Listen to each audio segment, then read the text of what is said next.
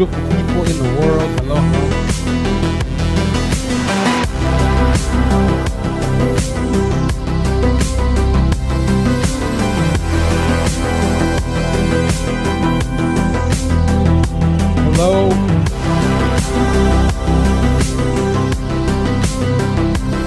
Hello, beautiful people in the world, all over the world. Hello, beautiful people all over the world. I want to thank you.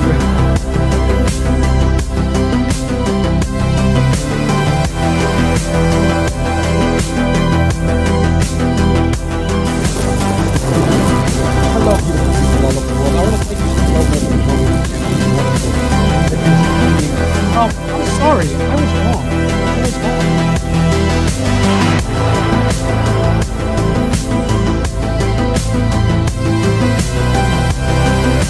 Hello, wonderful people.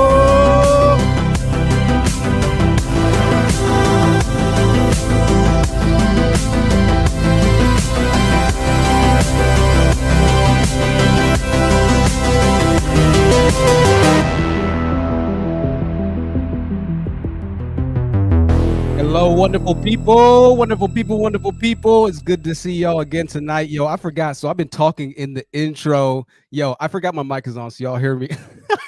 Yo, this is so embarrassing, dog. This is so embarrassing. Yo, so I was warming up, obviously, the intro. Whatever y'all heard on the mic a few seconds ago while the music was playing, ignore it. That was not me. That was somebody impersonating me in the studio. God, that is so embarrassing. I don't know what I said, but I'm here. I'm happy to be here tonight. Jesus, that's so embarrassing. Today is the national holidays. Today it's a Aliscatolo Day. It's a holiday celebration based off of a moose and a walrus. I don't know what that means. It's already a wacky day. It's already a wacky stream. National Gingerbread Cookie Day is today, as well as National Stuffing Day, as well as Stir Up Sunday. Stir Up Sunday is a day of the first Advent Sunday, 21st. Something about Christmas pudding. World Day of Remembering Road Traffic Victims. All right, so those are the national holidays today. Listen, let's move on to some news because we got to talk about the topic at hand today. We got to talk about the topic. A lot of people wanted me to talk about this. I didn't really even want to talk about it, but a lot of people wanted me to talk about it. But before I talk about it, I'm going to tell you about a Russian model's Lamborghini that was encrusted in $2 million of Swarovski diamonds. I don't know why people do this. Her name was Daria Radionova. She refused to say how much the Swarovski diamonds cost, but the car was ruined, totaled in a hit and run yesterday. So if you are thinking about encrusting your Lamborghini Diablo or whatever that is in Swarovski diamonds, I would advise you against it because apparently they're having a hard time recouping the value of the car through insurance, MSN reports. Some people have so much money that they don't know what to do with it. It's crazy. It's wild, right? It's wild. The youth football team, this is another wild story, with a perfect record, was kicked out of the playoffs. Jesus Christ almighty. Listen to this story. This is hilarious, y'all. This is hilarity. All right. This one got me. A football team of 7 and 8-year-olds with a perfect record was kicked out of the playoffs for being too good, quote unquote, legal officials say. Flower Mound Rebels are good, no doubt. They have outscored their opponents 199-6 in the first 7 games of the season. I don't know what they're feeding these kids. They need to age test them. I was just very sad, 8-year-old Grayson Tanner said. I feel like we deserve to play in the playoffs. Poor Grayson, 8 years old. He doesn't understand why they're not letting him play. Last year when it was hard to field a team during the cerveza virus, I just said the word, Jesus Christ. Flower Mound joined a league from nearby Keller. Rhett Taylor, a vice president of the Keller Youth Association, said the group's five-member board decided that the Flower Mound team should be ejected from the playoffs, even though they're the top team. What is the world coming to? Listen to this. This is where it gets hilarious, all right? I know it sounds boring. Listen to this. This is hilarious. This is like a movie argument between Little League dads. You know the crazy dads that are in the stands like, come on, son, go! And the son's like 4 years old, right? This is the Keller League, not the Flower Mound League, Taylor said, one of the dads. In my mind, Taylor said, they've dominated our league. Taylor also is a coach and a father. His team lost to the Rebels 33-0 this season. My team got 1 first down all game, Taylor said, and my team is good. The Rebels coach, Reagan Montero, said Taylor and the Keller Youth Association are trying to change the rules in the middle of the game. This is crazy. This is some white people, some good first world white people drama if I've ever seen it. I love it. He's a sore loser, Reagan said. Montero said this. He's a sore loser. That's all it comes down to. He's changing the rules so it benefits him. They are too good. I fully admit it. Absolutely, he said. They are a select level team. They are too good for a rec level team. All right. Well, listen. We hope that our friends down at the the Pee Wee Football League get that figured out, because that's serious business. You never been to a Pee Wee football game, then you don't know what you're missing. It's really serious stuff, especially in Texas. Boy, people getting killed over the Pee Wee football games. Bags of money. Check this story out. Fell out of an armored truck, ladies and gentlemen. Why this stuff can't happen to us, I don't know. The most insane thing I've ever seen. Someone drop money all over the freeway. San Diego has shut down. Literally, California is crazy. Down. Look at the freeway right now. Oh my gosh. Just money all over the place. What? I tell you what. I love me some white people, man. Shout out to white people out there. Freeway to get money off of the freeway. This is literally insane. This is insane. Oh my gosh.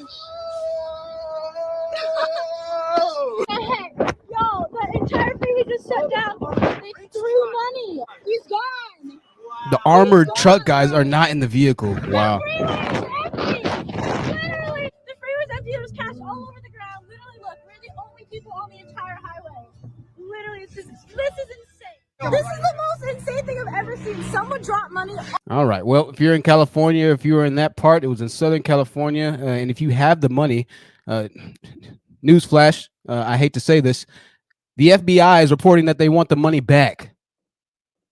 They want the money back, ladies and gentlemen. The most insane thing you and I have ever seen. An armored truck in San Diego sent U.S. bills and currency flying out of a back door during a drive on I-5, effectively stopping traffic as motorists parked and exited their vehicles to grab some money. While this might sound like a dream, Fox 5 reports, the California Highway Patrol dispatchers have taken screenshots of videos such as this one posted to Reddit, more self-snitching, Lord have mercy, asking anyone who may have seen or taken some of the seemingly free, quote-unquote, money to return it to the office in order to avoid criminal charges. One user wrote that free money came with an obvious risk that doesn't really make it worth it. Fox 5 reports that 2 people have been arrested in connection with this incident. I need coffee. The reason I'm late today, ladies and gentlemen, is because I was sleeping.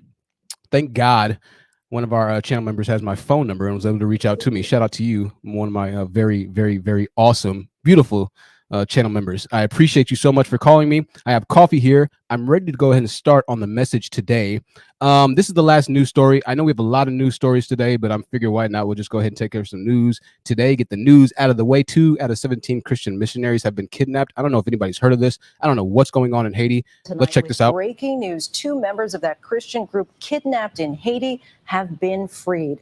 Late today, their church, the U.S.-based Christian Aid Ministries, made the announcement on their website, but did not give the names of those released. The missionaries, 16 Americans and 1 Canadian, including children plus their Haitian driver, were abducted by a notorious Haitian gang on October 16th.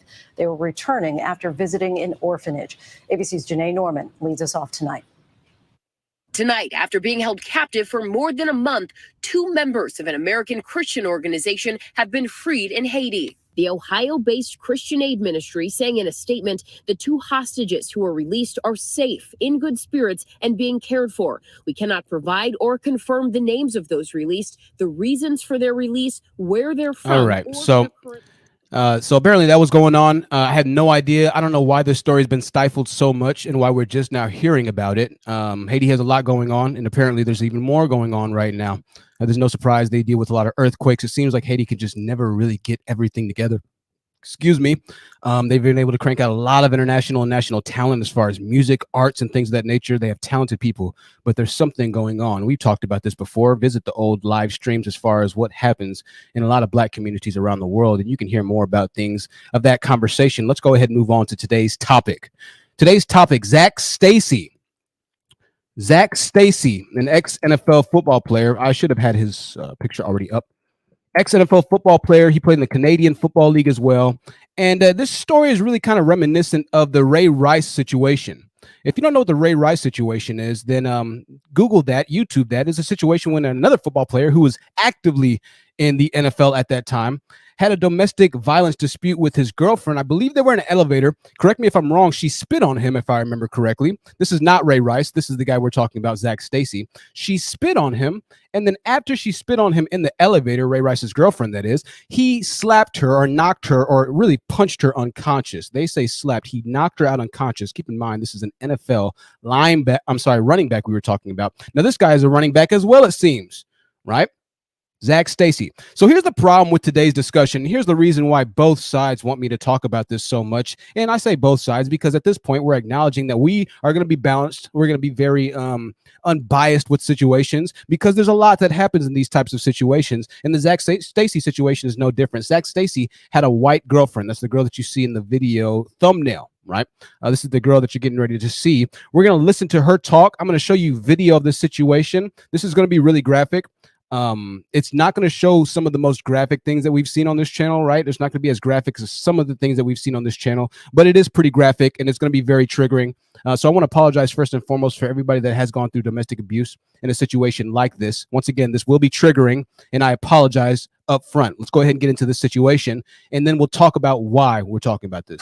Zac Stacey, the former New York Jets running back, is on the run, wanted in Orange County. Police say he attacked his ex-girlfriend, as you see right behind us, who is also the mother of his infant son. That attack happening right in front of the baby.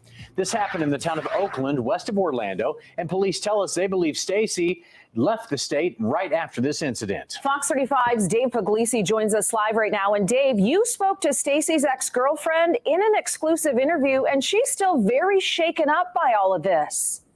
I want to say something before we even go on. This guy is an ex-NFL football player, and I just want you to look at, and there's nothing wrong with the apartment that they're living in, but I just want you to look at the apartment that the mother of his child is living in, okay? Once again, I'll let you know why I'm bringing this story up, but know that both sides want this story to be told. Both black men want this story to be told because obviously it's going to be something that they want to hear as far as how people like us decide to cover it. People who really kind of, I guess you could say, have a certain idea or a certain mantra or narrative of black males, or a lot of the black males as far as the young males in our culture and our community, right? So they want to hear what I'm getting ready to say about this. But then you have another group of people, the divestment women, right? The women who really hate every black male, including myself, no matter what we do, no matter what our past is, right? And certain black males, certain content creators obviously get the chance to grow past their mistakes. Other ones don't, right? But the divestment group wants me to bring this video up because obviously it shows the need to date men like the news anchor that you see to your left-hand side, also known as Brad, right? A white male is a Brad in our sphere. So if you hear Brad, just know that we're talking about a white male. It could be Chad as well, often referred to as the white male, right? So let's continue. And she's nervous and she's scared. And I want to go, sorry, back to the apartment. I didn't finish my point here. This guy used to be in the NFL, and there's nothing wrong with this apartment here, but this looks like an apartment that I would afford, right? And, I'm not saying that I'm a broke boy, but I'm also not an ex-NFL player. So I just want to be really conscious of the fact and be really understanding and I just want to prove this point that this guy used to be in the NFL. And ladies and gentlemen, life can change quickly. Your current situations do have the ability to change if you as a person, you as a man, don't have the ability to plan for the future. And this is why I always say it doesn't matter if you make a lot of money. And this is why people always get the value thing confused, right? Oh, well, he makes six figures. He's a six-figure guy. He's this, he's that. It doesn't matter how much money a person makes. It matters what you do with your money, especially as an ex-athlete, right? There's no way I would let the mother of my child, if I've been in the NFL, and there's nothing wrong with staying in a place like this. It just doesn't say, right, the status of the National Football League. Let me continue. Yes. And she's nervous and she's scared, and rightfully so. When we talked to her, she was packing up her things in order to get to a safe place. She tells me that she's scared that Stacey might be coming back. This was just the last straw, I would say. I really, truly feel that if it continues, he will kill me.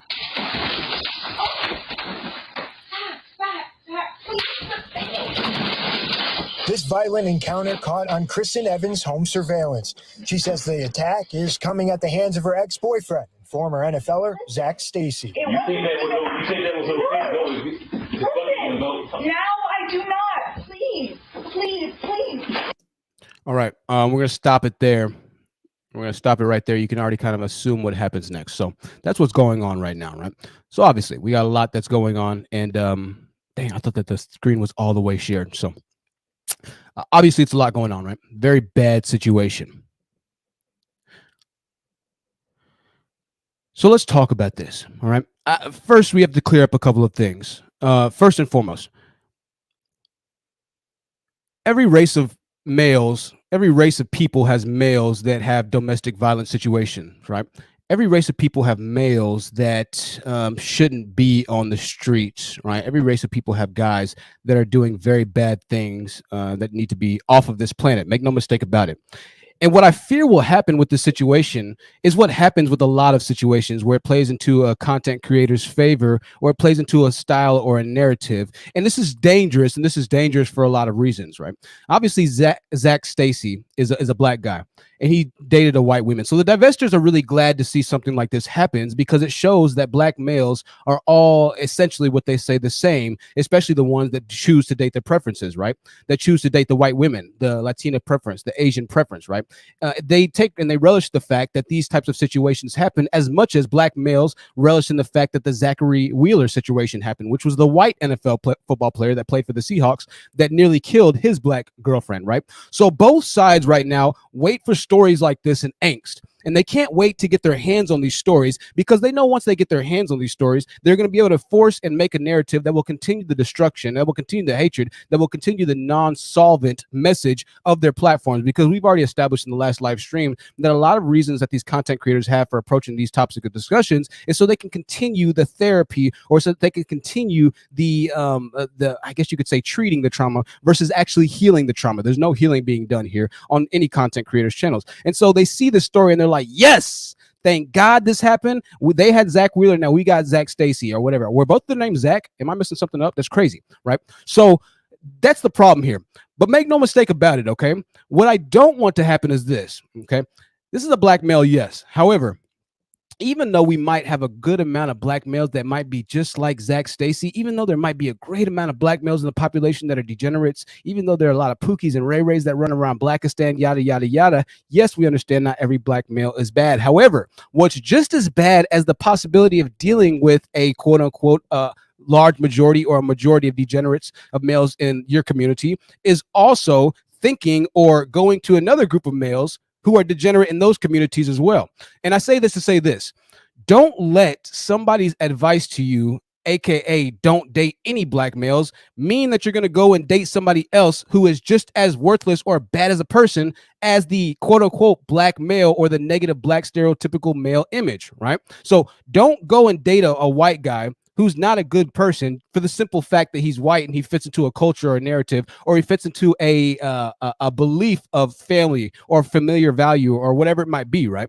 That would still be a bad situation for you, right? But both sides are going to use these situations to say, see, we told you that this side is bad. I'm gonna put my hair out of my way in a second. See, I told you that this side is bad. Our message is real and honest because this would never have happened if you would have been dating this guy. This would never have happened if you would have been dating the Asian guy or this guy or this guy or this guy. That's not necessarily the case. And a lot of other races of men know this. Let me tell you a story, okay? I work in Texas. I worked in a feed shop in Aledo, Texas. There were a lot of racist white guys that used to come to this feed shop, and I know they're racist. I've had conversations with them. They've told me that they were racist. One of these guys came up to me one time, and it was actually, no, I'm sorry, it was my boss telling me a story about he and his, the guys across the way that used to work at the other feed, going to a strip club, all white guys, right? So these white guys pulled up into the strip club, and the only girls that they wanted in their VIP room were black girls. That's the only girls they wanted. Right. So my boss thought it was a little bit weird. He had never seen that before. He just thought he was going to get a white girl. You know, they're cowboys. They got a decent amount of money. They got money to play with. So they walk into the club and they tell the girl at the door, they're like, we just want all black girls. Right. But for them in their minds, having a room full of black girls as these white cowboys was a fetish for them. It was a way for them to get their rocks off in a way that in normal society, they wouldn't want to do this. These things happen. This is a fetish. This is called a racial fetish. Some people have feet fetishes. Some people have sub and dominance type fetishes. Right? This is a mature live stream. Kids, get out of the building. Some people have all kinds of weird fetishes. Some people have racial enslaved type fetishes. Some people literally have these types of scenes play out in their bedrooms, right? Everybody's weird and different in this area. And these cowboys wanted and had to have this fetish fulfilled of having a room full of black strippers, beautiful black women, of course, naturally. All strippers are pretty, right? In their room. That's what they sought, right? And that's kind of a red flag to me. right? That's kind of a red flag because I see them as approaching the situation as more of a muse. So I'm very careful of a situation like this because it can placate into a black woman's downfall. It can placate into a black woman getting into a situation that really isn't the best situation or relationship for her, for the simple fact that using the logic that, this group of people will always be better than this group of people, it seems to reign supreme. And that's not the case at all. I think the biggest thing with divestment, and the biggest reason why I'm talking about this tonight, is there needs to be a clear and concise methodology of what divestment is. Because just like the manosphere and these guys who, say that, the manosphere was meant to help guys. It was meant for guys to become better versions of themselves. It's meant for guys to learn about stocks. It's meant for guys to learn about housing markets and real estate. We see that the videos about housing market and real estate don't have any views. Nobody wants to watch videos about housing market and real estate. People want to watch videos of bloodshed. And divestment is starting to turn into that a little bit as well. It's starting to turn into bloodshed, where no matter what type of guy you are, it doesn't matter if you had a criminal background, you can't come back from it. It doesn't matter if you were a horrible person, you can't come back from it. Obviously, these things are all subjective. It's all nuanced. If you are a child molester, then yeah, you're not coming back from that. But understand, I'm talking about stages here. It seems that every sin in these radical groups is judged effectively the same. There's no level to the sin, but once you have been placed on this banned list as a person, then somehow that applies to every single person in that racial group that you're talking about. And then you start to model a life of unbalanced, radicalized beliefs, hatred that's fundamentalized in this core belief that an entire group of people is essentially inherently evil. And that's not the case. Moreover, this is the problem with these radical divestment channels and messages, with these radical messages telling you to just leave black men alone, leave black women alone, leave this person alone, leave that person alone. Listen, you can mess with whoever you want to mess with. I have no problem with that.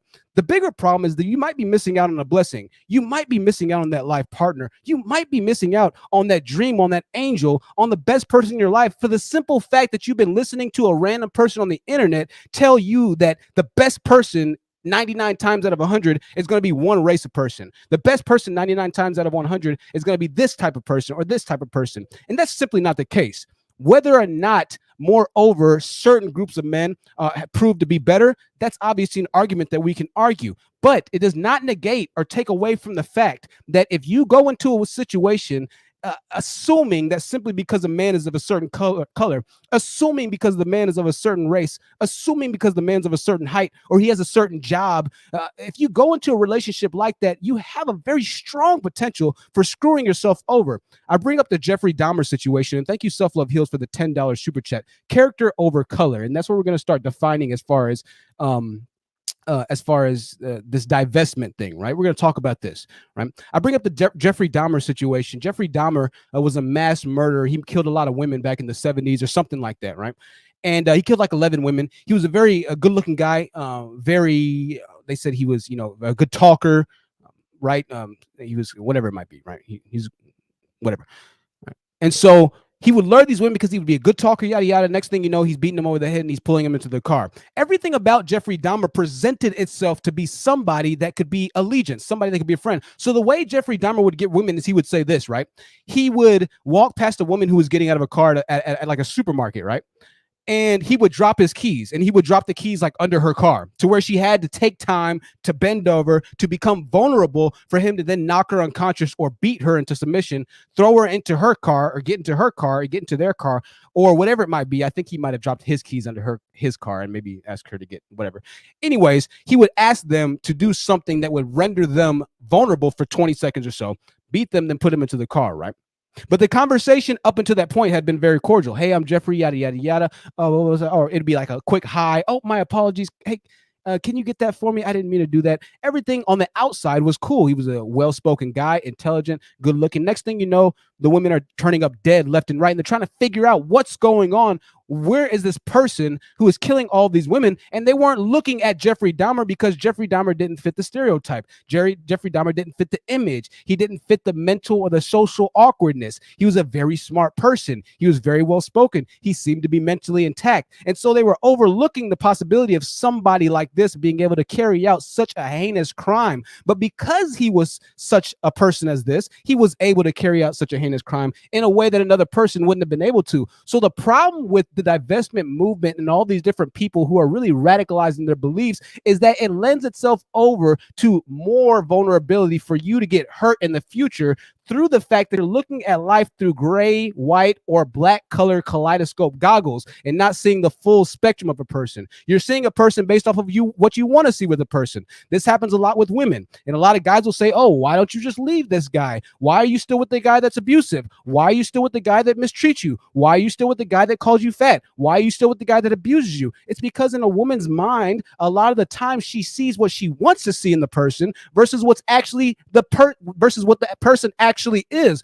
A lot of the times, a woman will see a guy and she'll try and fix the guy. She'll think that she can fix the guy when there is no fixing a person. However, it's not until you get to the very end of the rope, God forbid, and something horrible or tragic happened to you, that you have to accept and realize the fact that there is no changing that person, and that's exactly who they are. And that's the problem with having a very, very, very biased, radical point of view or perspective, not just in dating, but in life in general. There's no area in life where it lends itself over to just accepting that a person is a good person for the sole reason that they have a certain image or a certain way that they carry themselves or a certain look. That there's in no world is that ever advantageous. Now, yes, naturally, people present themselves in a certain way. If I talk a certain way, I dress a certain way, I look a certain way, obviously within the first couple of minutes of conversation, you can probably get a hint of my character, but you really still don't know me, though.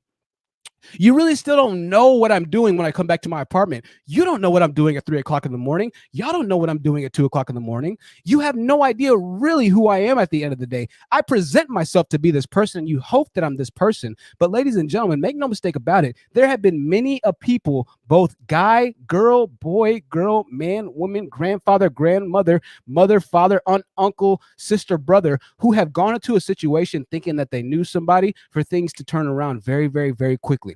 You have to be very careful with situations. You have to be very careful with life because people will know your vulnerabilities. And once people know your vulnerabilities, once people get a sense that they have a way to manipulate or have an edge over you because they see how they're able to have this edge over you, because they see what they have that's drawing you in, they can manipulate that. And that's where the problem begins, because through your passion, through your legitimate, right, vested feelings, through your legitimate, I guess you could say, whatever it might be, right? They're able to see and identify that, oh, she's willing to go. She sees me as this. She sees me as that, and that can lend itself over to a lot of different problems, right?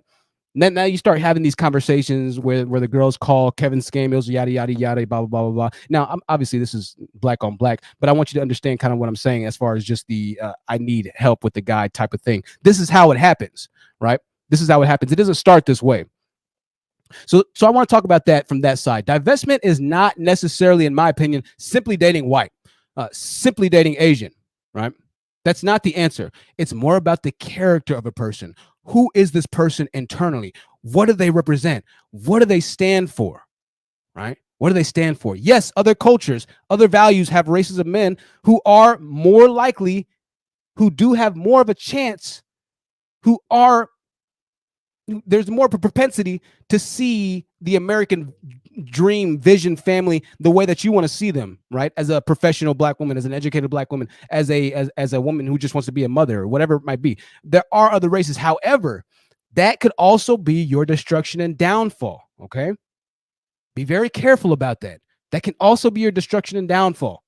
Don't be so blind to the truth on both sides of the field. All right. White men do kill white women, right? White men have killed black women, right? Vice versa. It's gone all the way around. Everybody's killed everybody. Okay. It happens. Black males want me to say this because obviously, I'm saying black males don't want me to say this because obviously it shows that, yada, yada, yada. Now, what black males will say about this situation, well, it shows that, obviously if we get more money, if we're able to make more money, then we're able to date outside of our race. He was an NFL player. He made more money. And so he was able to get a white girl or a Mexican girl or an Asian girl, yada, yada, yada. The reason that the divestors also want me to bring this up is because, once again, it shows that even if you're a wealthy black male, it doesn't mean that you're a high value black male. Even if you're an athlete or you're this or you're that, doesn't mean that you're a high value person. You could still be a terrible person with a lot of money. And so naturally, this is the side of it as well, right? This is the side of it as well. So I got to be careful with what I say here. 1 second. Somebody said something. Did somebody say something about the microphone? I need to Somebody said it keeps stopping. Sorry, if the stream is stopping, I'm sorry. My bad. I need to start looking at the comments. Okay, says black men are the ones who divested a long time ago. Now that black women are speaking the truth and doing it for themselves is a problem. So once again, I don't think that the problem is divestment. I support divestment. Listen, get out of the hood, date white guys, date Asian guys, date Mexican, have kids with them. Listen, I'm all for it. Trust me, my cousin is married to a white guy. I'm 1000% for it. But don't also forget about the DJ who infected 85 girls in the hood with HIV, right? Or 300 something odd girls. I'm gonna play this video for you. This is a very triggering video. You gotta understand that there are also agents on the other side that know this divestment. They know where their value is as men, and they'll use this as other races of men to they'll use this to harm black women. They will use this to harm black women. Trust me, I'm saying this. I'm not just saying this just to shit on the divestment movement. I'm for it. I believe it. But don't be so enthralled in finding a white man that you're going to get in like Hillbilly Hank, who is like 2 seconds away from beating you with the 12-gauge shotgun. You understand what I mean? Let me play this video. Hang on. What video was I looking up? I don't even know what video I was looking up. Damn. Somebody put in the comments. What video was I looking up?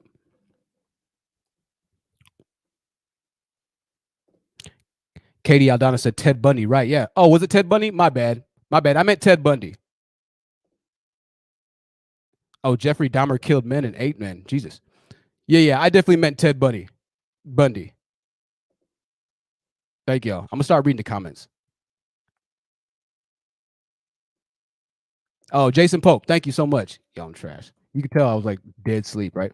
Jason Pope. So if you don't know about Jason Pope was a white guy, right? He was a white guy. He was a DJ.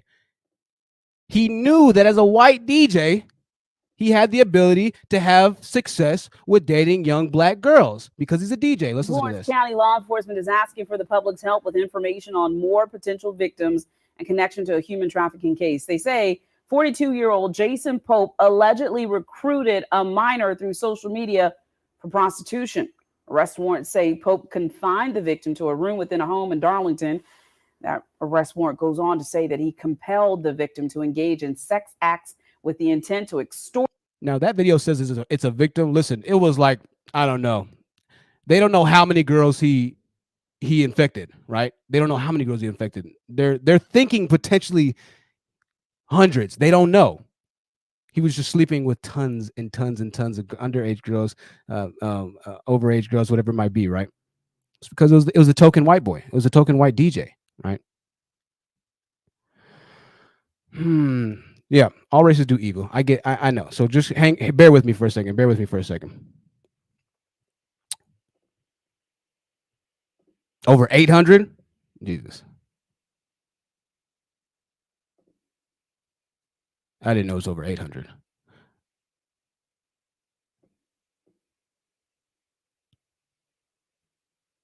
Let me see. Masscast says, my 6 wants a mixed baby so bad, but drinks too much. Geez, I'm sorry. I didn't mean to. Sorry about that. Kim Go Get It says, I feel safer with Hank than Tyrone. That's fine, Kim. I'm not saying that you don't have to feel safer with Hank versus Tyrone. 1000%. I'm just saying that be conscious, right? That there are some Hanks out there that could lose it every once in a while too. All right. Just saying, be conscious. And if your Hank starts to have some sort of adverse reaction to something and something feels off, don't just say, oh, right. Don't just give it it might be, no, just treat it like a normal person in a normal situation. So I'm saying treat people as human beings. Yeah. Cool. Find you a white guy, but treat them as human beings too. Don't just treat people as God and entities. This comes down with everybody, even content creators. Don't treat content creators as gods or entities. Think about your own situation, how they relate to yourself. That's how you get into problems. What's that saying? Never meet your heroes because they could become your villains or your enemies or something like that. That means that you could think so highly of somebody until you meet them and you're like, damn.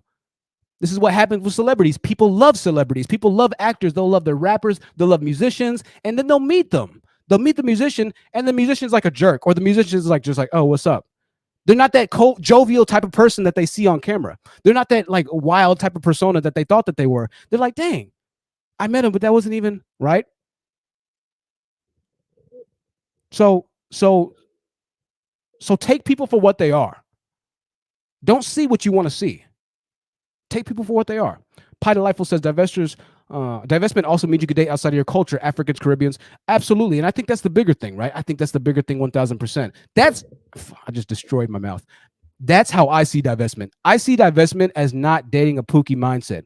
There are plenty of ways to divest by still dating a black guy.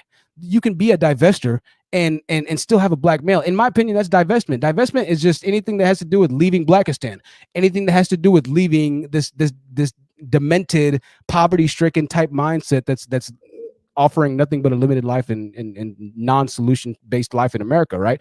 That's divestment for me. All right.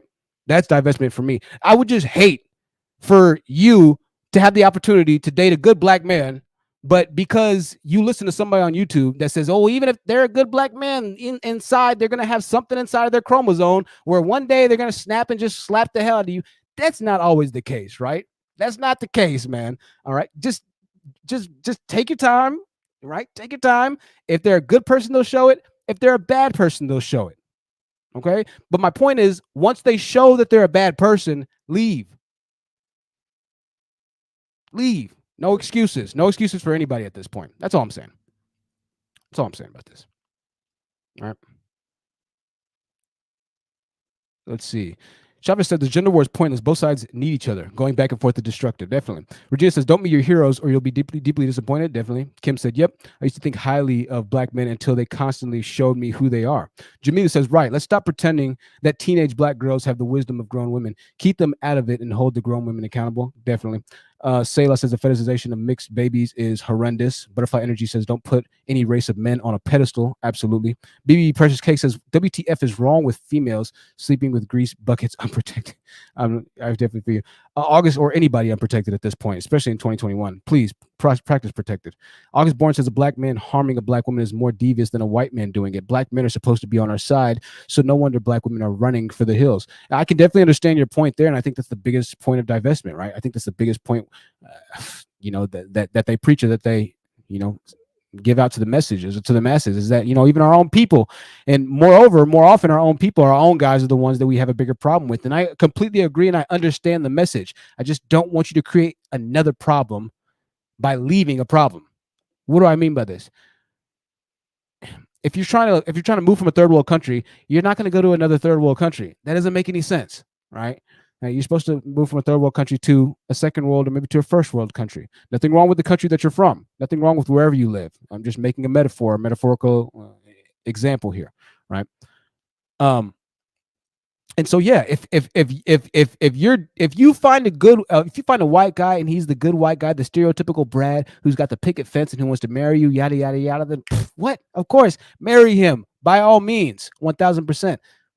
But don't pass him up if the same guy that you're looking for is Brad with black skin just because he's black. That's foolish, right? That's foolish. And I know there are divestment channels. There are channels, I think the Pink Pill even says this, and she preaches about not dating based off of skin color exclusively, not dating solely based off of skin color, right? So, read some more of these. India says Brad be dusty too. Absolutely. Ashley, don't want us to jump out of the frying pan into the fire. Snake Datori says, love your platform, new subby. Thank you so much, Snake Dator. I appreciate that. Hope you're saying your name right. I love you as well. True Mystique says, date with intention. Always. Absolutely. Jojo One says, people with trauma are drawn to other people with trauma. It's not good, but it's worse to blame the victims. Absolutely. IK says THT. For you to say what you're saying is fine, but you can't ignore statistics. Also, don't insult black women intelligence by assuming they would date white men just because they're white. Black men do that. Absolutely. I 1000% agree with you. 10,000% agree with you. 1000%. 1,000,000%. Right? 1,000,000%. Smart Cookie says some well-educated black men who make good money will treat you just like Pookie and Ray Ray. I 1000% agree. And we've seen this happen plenty of time. Plenty of time. Butterfly Energy says actually date these men for real without rushing to give them access to your body. I feel you. True Mystique says focus on yourself. Don't use anyone outside of yourself for validation. 1,000,000%. Blair World says there really aren't any decent black men walking around, they all feel the need to peacock for their buddies. The ones who might be decent don't show it. Don't show it trying to be cool for the homies. I feel what you mean, Blair Waldorf. I feel what you mean, big time. And that's a big problem. I 1000% agree with you, right? 10,000% agree with you. I don't want you, though, going forward to, simply because that's the fact, also get into a negative situation because this is a negative situation, right? So what do I mean by this? Because I think a lot of you are kind of missing what I'm saying. So let me give you an example here.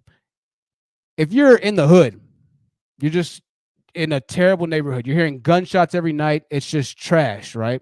You're 19 years old, you're 20 years old, and you're like, you know what? I'm tired of this. You woke up one day and you're like, I'm tired of this. I need money. I want to move.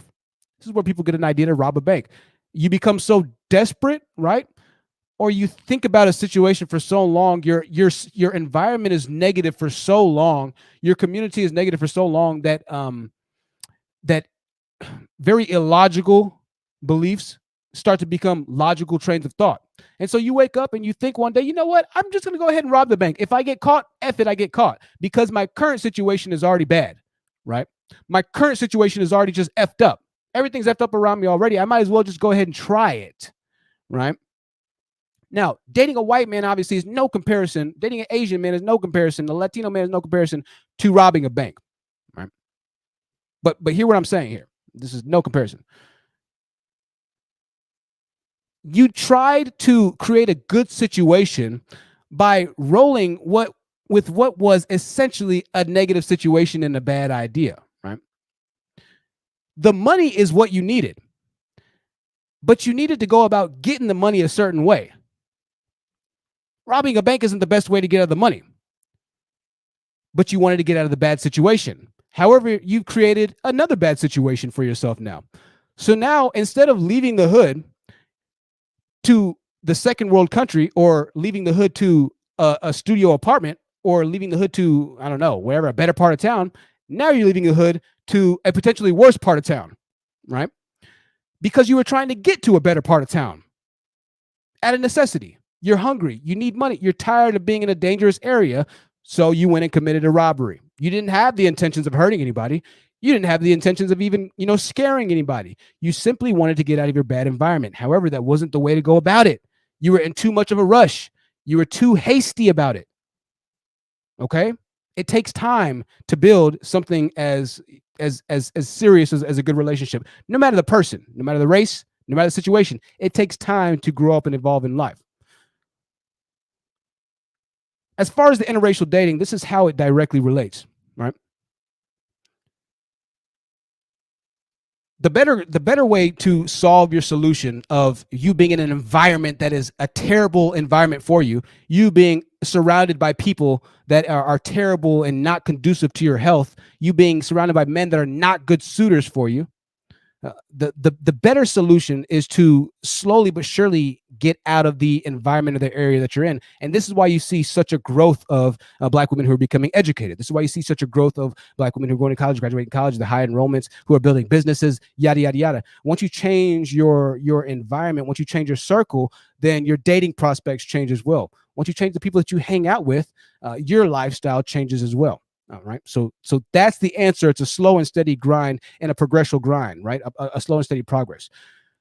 But for you to just completely up and pack from, whatever environment you're at and then try and immediately move to this side might not be the best solution for you either, because you're not quite ready to fully transition yet.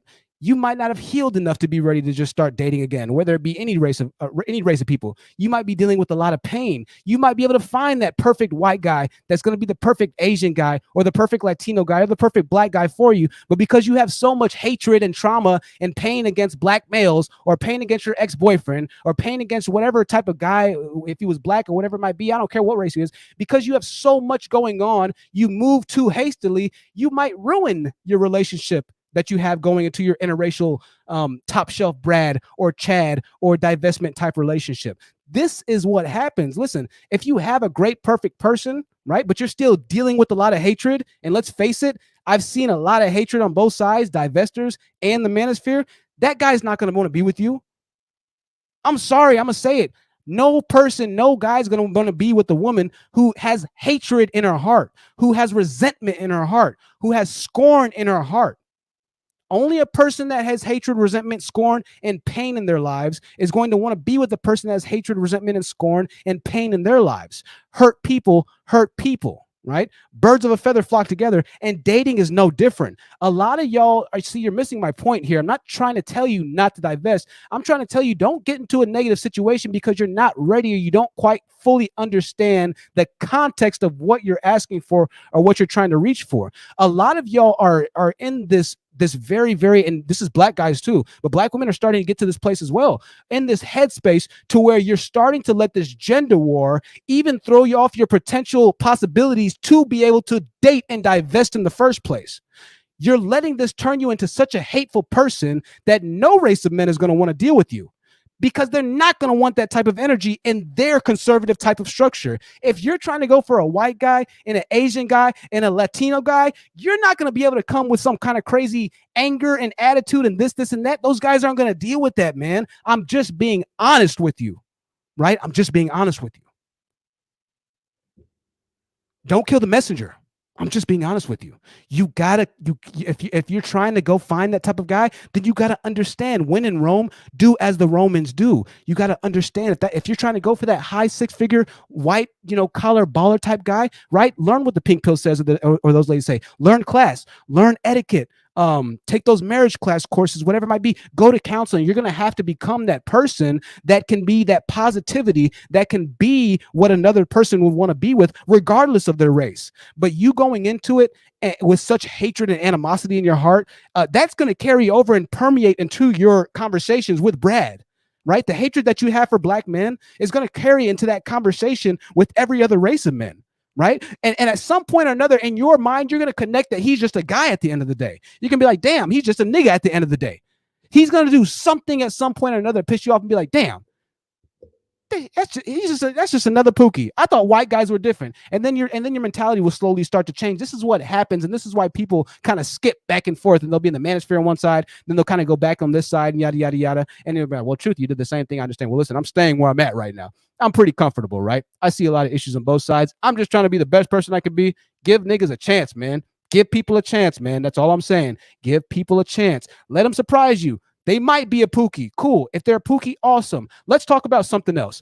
Let's talk about the savables versus the unsavables, because I want to say something here. A lot of times you'll see a guy that talks street, talk hood, and we're going to be having this, and I'm sweating. I'm not going to turn my air on right now, though. A lot of times we'll see a guy, he talks hood, he has a southern accent, he has a southern this, and you'll hear me say, don't make fun of the accent, guys. He sounds intelligent, he sounds intelligible, he's well-spoken, yada, yada, yada. When are we going to start giving people the opportunity to come back, right?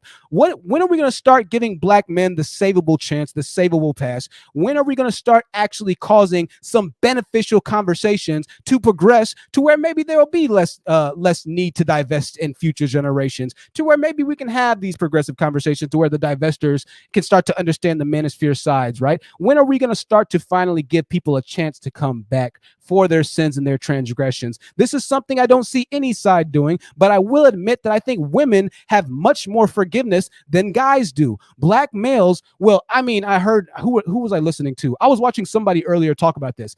Black males will hold women's feet to the fire for stealing a Snickers bar in kindergarten, right? They'll hold the women's feet to the fire. Let me find the content creator that I was listening to that said this, because this isn't my thoughts, right? But they'll hold women and guys in general in society will hold women's feet to the fire for doing something stupid like years ago. They'll be like, well, you remember though, you had one time when we knew that you did that, right? And it's like, damn, bro, that was 20 years ago, right? They hold it against you forever. There's no coming back for it. Let me find the video, the content creator, because I hate saying things. Okay, breakdown, a woman's perspective. Let me put her channel link in the chat. That's her channel link, breakdown, a woman's perspective, right? Thank you, Dusty Fingers. All right. They hold it against you forever. Like there's no coming back. Well, when we're starting to see this on the other side as well, right? Let's say that a black guy was a hood. He's this, he's that. And he's like, you know what? Oh, shit, I'm trying to get my life together now. Shit, I went to jail. I got felonies. I got this. I got that. But I'm trying to do it now. In the divestors' eyes, they'll be like, nah, you're a naker. Nah, it's too late now. Nah, naker, get the fuck up out of here. It's like, guys,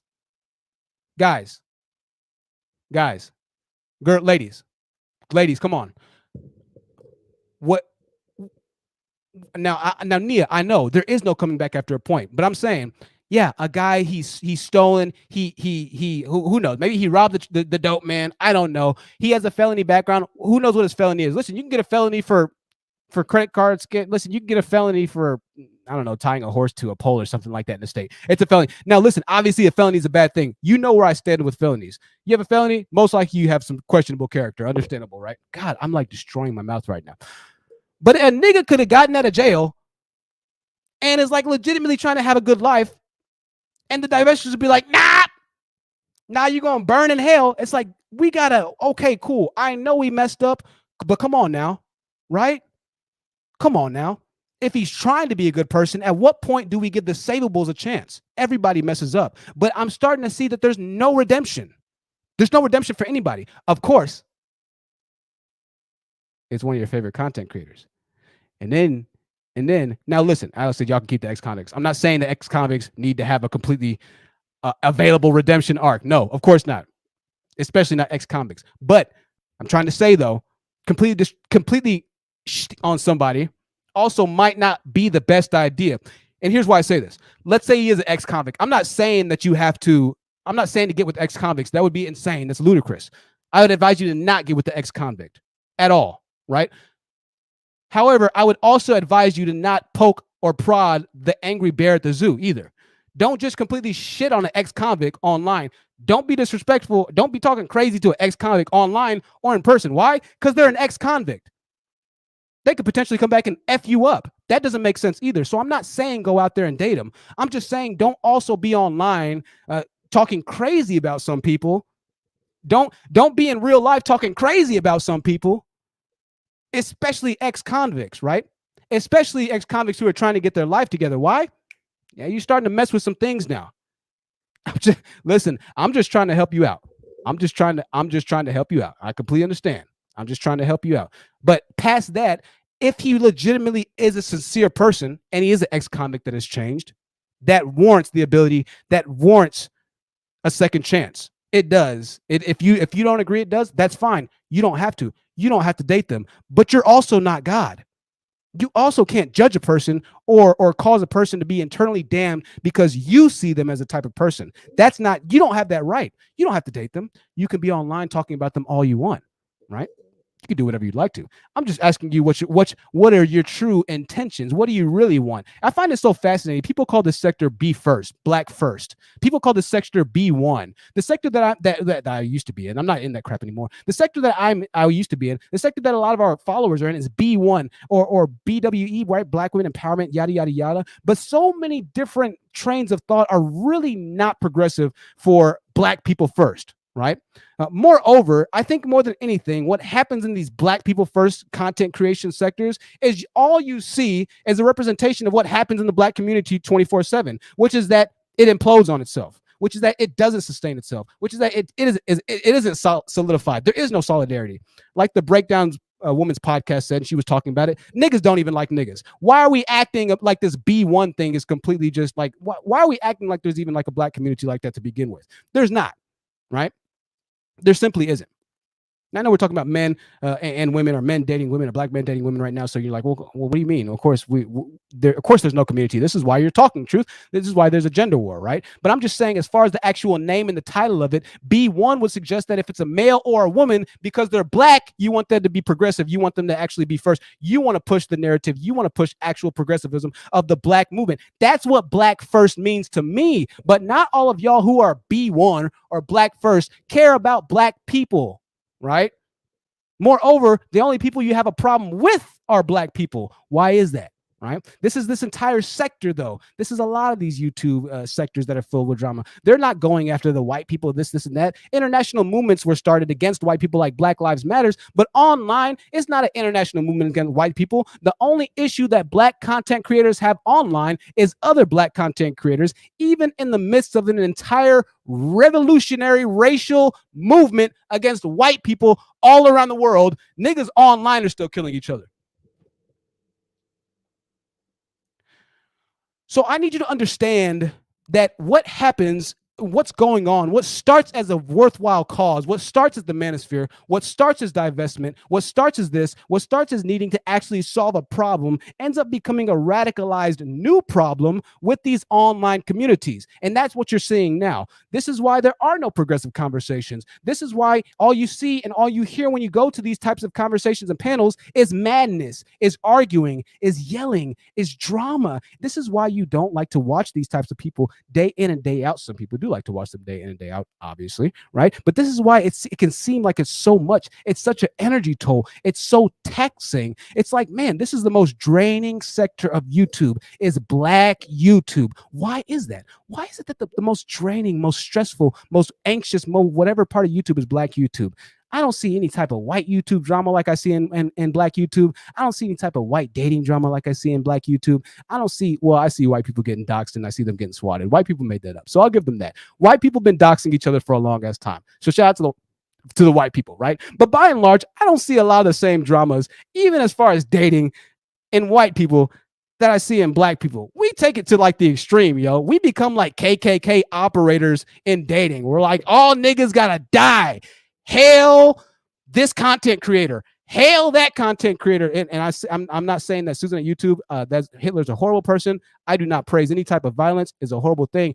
I'm saying that's how people end up treating their comrades, their chosen leader. It's like they can do no evil. Y'all are tossing babies up in the air, tossing nakers up in the air, tossing people up in the air, gunning them down in the air, and as they fall, like the Nazis did these children, you laugh and joke about it because, of course, it's just a naker baby, and a naker baby doesn't have any value in your life. So much to the point to where now divestment is starting to become a voice for aborting or killing Black children. How the fuck is that B1? What the fuck is wrong with Black people that you have the audacity to call yourself B1, Black first, whilst aborting and preaching a message of killing and aborting Black children?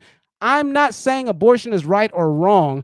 I'm saying the idea behind it is to get back at Black men by killing Black children. That's the idea behind it. I understand the woman's body, her choice. I understand situational nuance. I'm not bringing morality into the situation. I'm bringing the message behind the decision into the situation. You can do whatever you want. You can date whoever you want. You can date any race of person. But when you start going online, bringing that hate behind your message and your reasoning, that's when it becomes a problem. When you start going online saying, oh, Black women are trash and I only date white women because of this, that's when it becomes a problem. Black women most likely don't even have a problem with you dating white women to begin with. They just have a problem with you shitting on them. Black guys are the same way a lot of the time. They really don't have a problem with Black women. Some of them do, right? Obviously. Dating white guys. I think we're just starting to get to the point to where now it's like, damn, okay, you don't like us. I get it. Now, going back to why this channel originally started and why I started making these conversations, Black women have done this in response, okay? I get it. I understand it. But I don't want your response, Black women, to also be something that holds you back from the possibility and the opportunity to grow or have a more meaningful, developed relationship, a more healthy relationship due to your growth, your mindset, your healing, due to the lack of trauma that you have, due to the ability that you have to progress and grow forward. And with a lot of these content creators, you can't do that because they're intent on keeping you in a certain space. So long as you're in that certain space, you're going to keep donating. You're going to keep giving your money because you're still afflicted by those problems. That's like you going to the doctor or the medical field doesn't want to cure you because once you're cured, you're not going to go back anymore. If I'm trying to give you all these gems and you go find a great thing and you're like, you don't need to watch the honest truth anymore, your life is good and you don't want to really deal with the drama anymore, then don't watch me. I want you to go out there, live your best life. Don't ever donate to me again. Unsubscribe. Forget about all this YouTube drama and live your best life. That's what I want. I truly do want that for you. But Most content creators don't want that. They want you to come back day in, day out, donate your money, give your money so you can hear that trauma that they spill, so you can hear that trauma that they talk about, so you can hear that trauma that you're still not actually solved in your life, that you haven't healed from in your life, so you can keep giving your money so it can make you feel just like the manosphere, like you're really doing something. At the end of the day, after a couple years, Kevin talking to all those women, he's not going to help you get a woman, right? We know that. He's not going to help you find a woman. You're still going to die alone, quote unquote, right? Nothing about Kevin Samuel's message is going to help you get a woman easier. At the end of the day, the facts about dating are the facts. And this is regarding divestment as well. If you are not the person that's ready for a relationship in socio-capitalistic America, if you're not a person that's winning in life, you are not going to do well in life. I know my hair looks crazy right now. You are not going to do well in life, right? This is for all sides of the board right here. The answers and the truth remains the same. It doesn't matter if you want to go date a white person, an Asian person, that person, or that person. You got to be a good person. You got to have your shit together. You got to be a healthy mindset person, unless, of course, you want a struggle relationship, unless, of course, you want a relationship that's built off of stress and arguing. And some people want that. Some people love having drama relationships. Some people love walking into a house and saying, hey, babe, yada, yada, yada. And then kind of it's just like this negative kind of energy and yada, yada, yada. And next thing you know, they're on the bed, hate screwing each other for the millionth time that year and yada. And then they're going out to get something to eat. Hey, you want something to eat? Yeah, let's get something to eat. Some people can thrive in a relationship like that. I kid you not. Some people do perfectly fine in a relationship like that. If that's what you want, that's cool. But I'm just trying to let you know that a lot of times when you go into these relationships after having baggage, you think that you're going into it with the solution, and you're not. The solution is to become a better person and absolve yourself of any trauma, any type of guilt, any type of whatever. There's nothing that anybody can say to me about anything I've done, about my life, that's going to carry into another relationship. And I'm very careful to do that. Am I perfect? No. I have anger issues. I still have attitude problems at times, this, and that. But I'm not carrying anything from my past going forward. I don't care what race of person you are.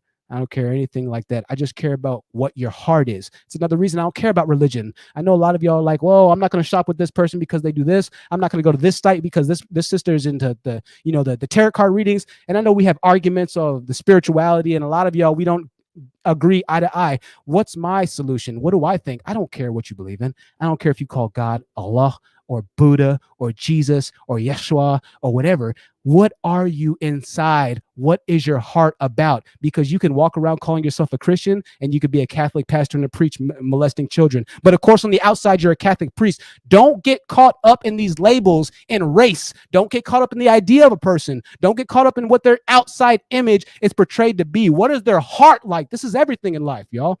What is their heart like? You can get yourself into worse situations by thinking somebody's a good person, by wanting somebody to be a good person, versus actually taking somebody for what they are. Okay, this happens all the time in society.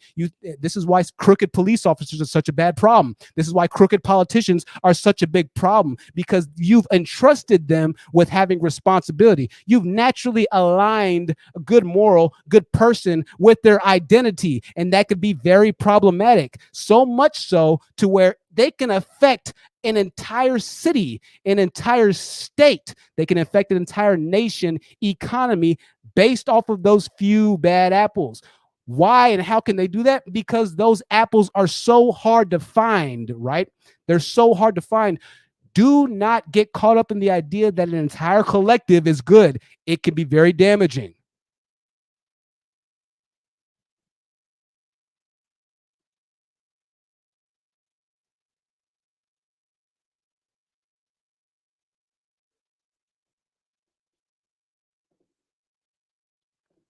Let's watch some video of Zac Stacey here.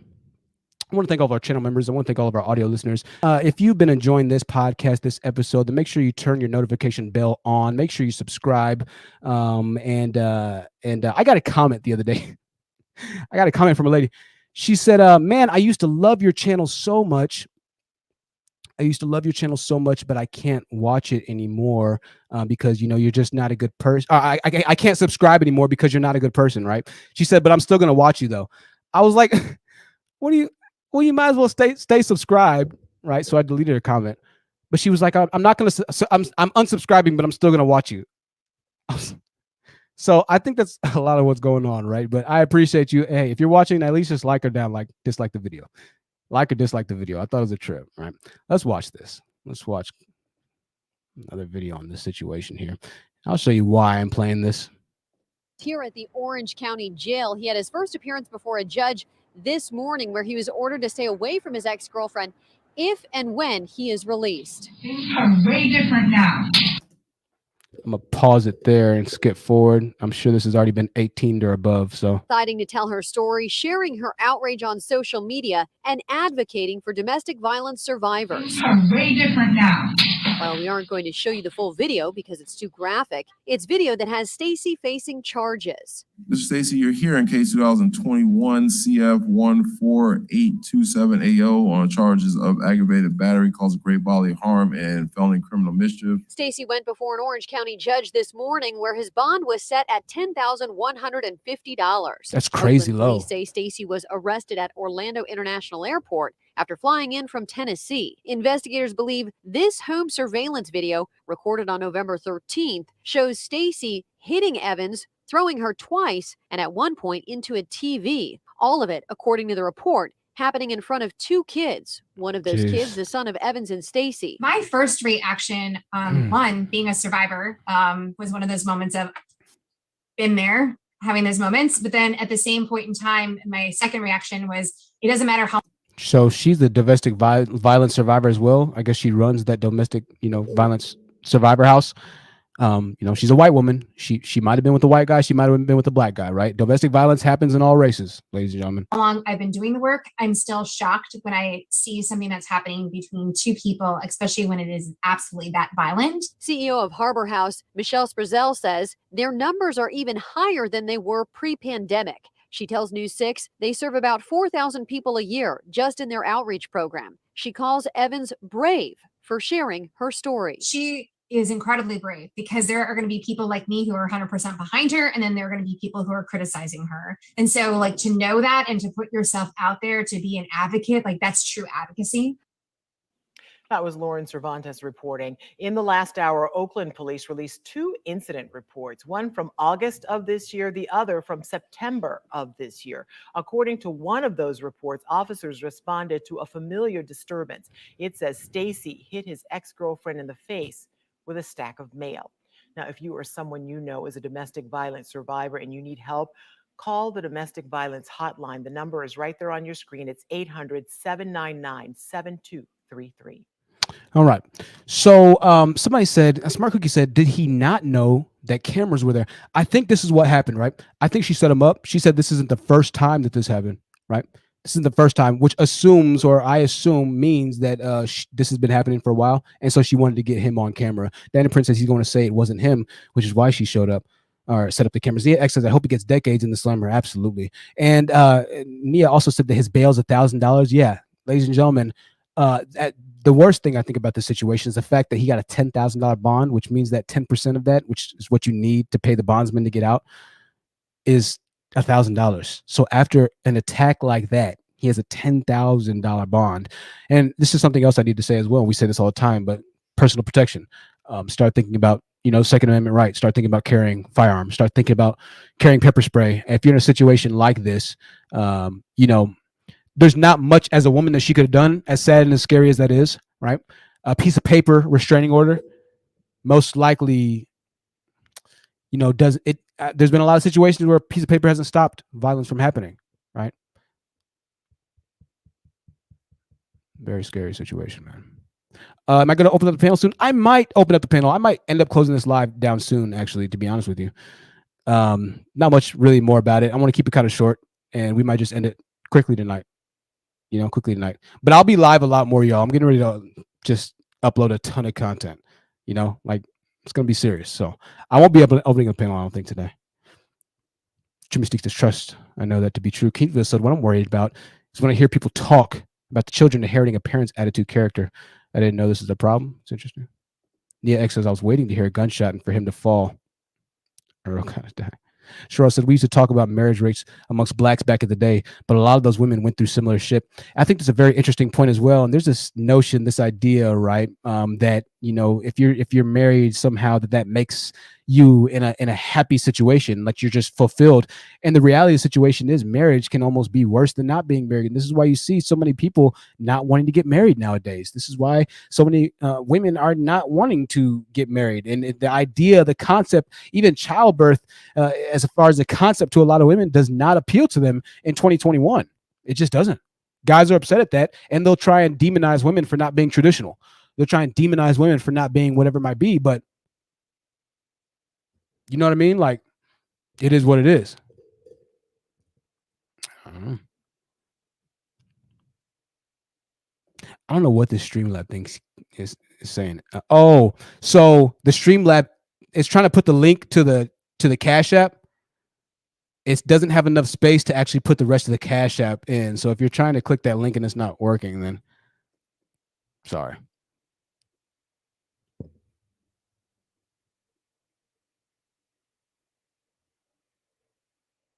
Jew says, I'm my own person with my own belief, move my own way. I do whatever I please. Everyone should consider doing them without letting other people dictate their lives too much. Much more freeing. Absolutely. Tony Morrison said, marriage is hard work. Word. Butterfly Energy says, oh no, this room is on indefinite lockdown.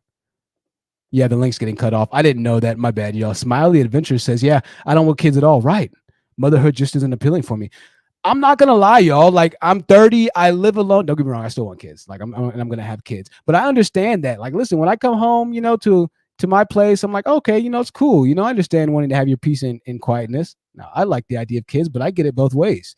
I definitely get it both ways. Some people just want to come home. You're living a stressful job at work. If you're in a corporate environment, if your job just whatever, you know, you have a lot going on in your life. It's nice walking into nothing, right? It's nice walking into silence. That's worth its weight in gold, man. You know, it's worth a lot. That's worth a lot. Right? I think that's what guys don't understand. It's like, guys, y'all gotta shape up, man. Trying to shame women into getting into a relationship, that shit's not gonna work. Why would shame make her want to be with you? That's not a good feeling. Feeling stressed is not a good feeling. You know what I mean? That's not gonna work. It's gonna have the inverse effect.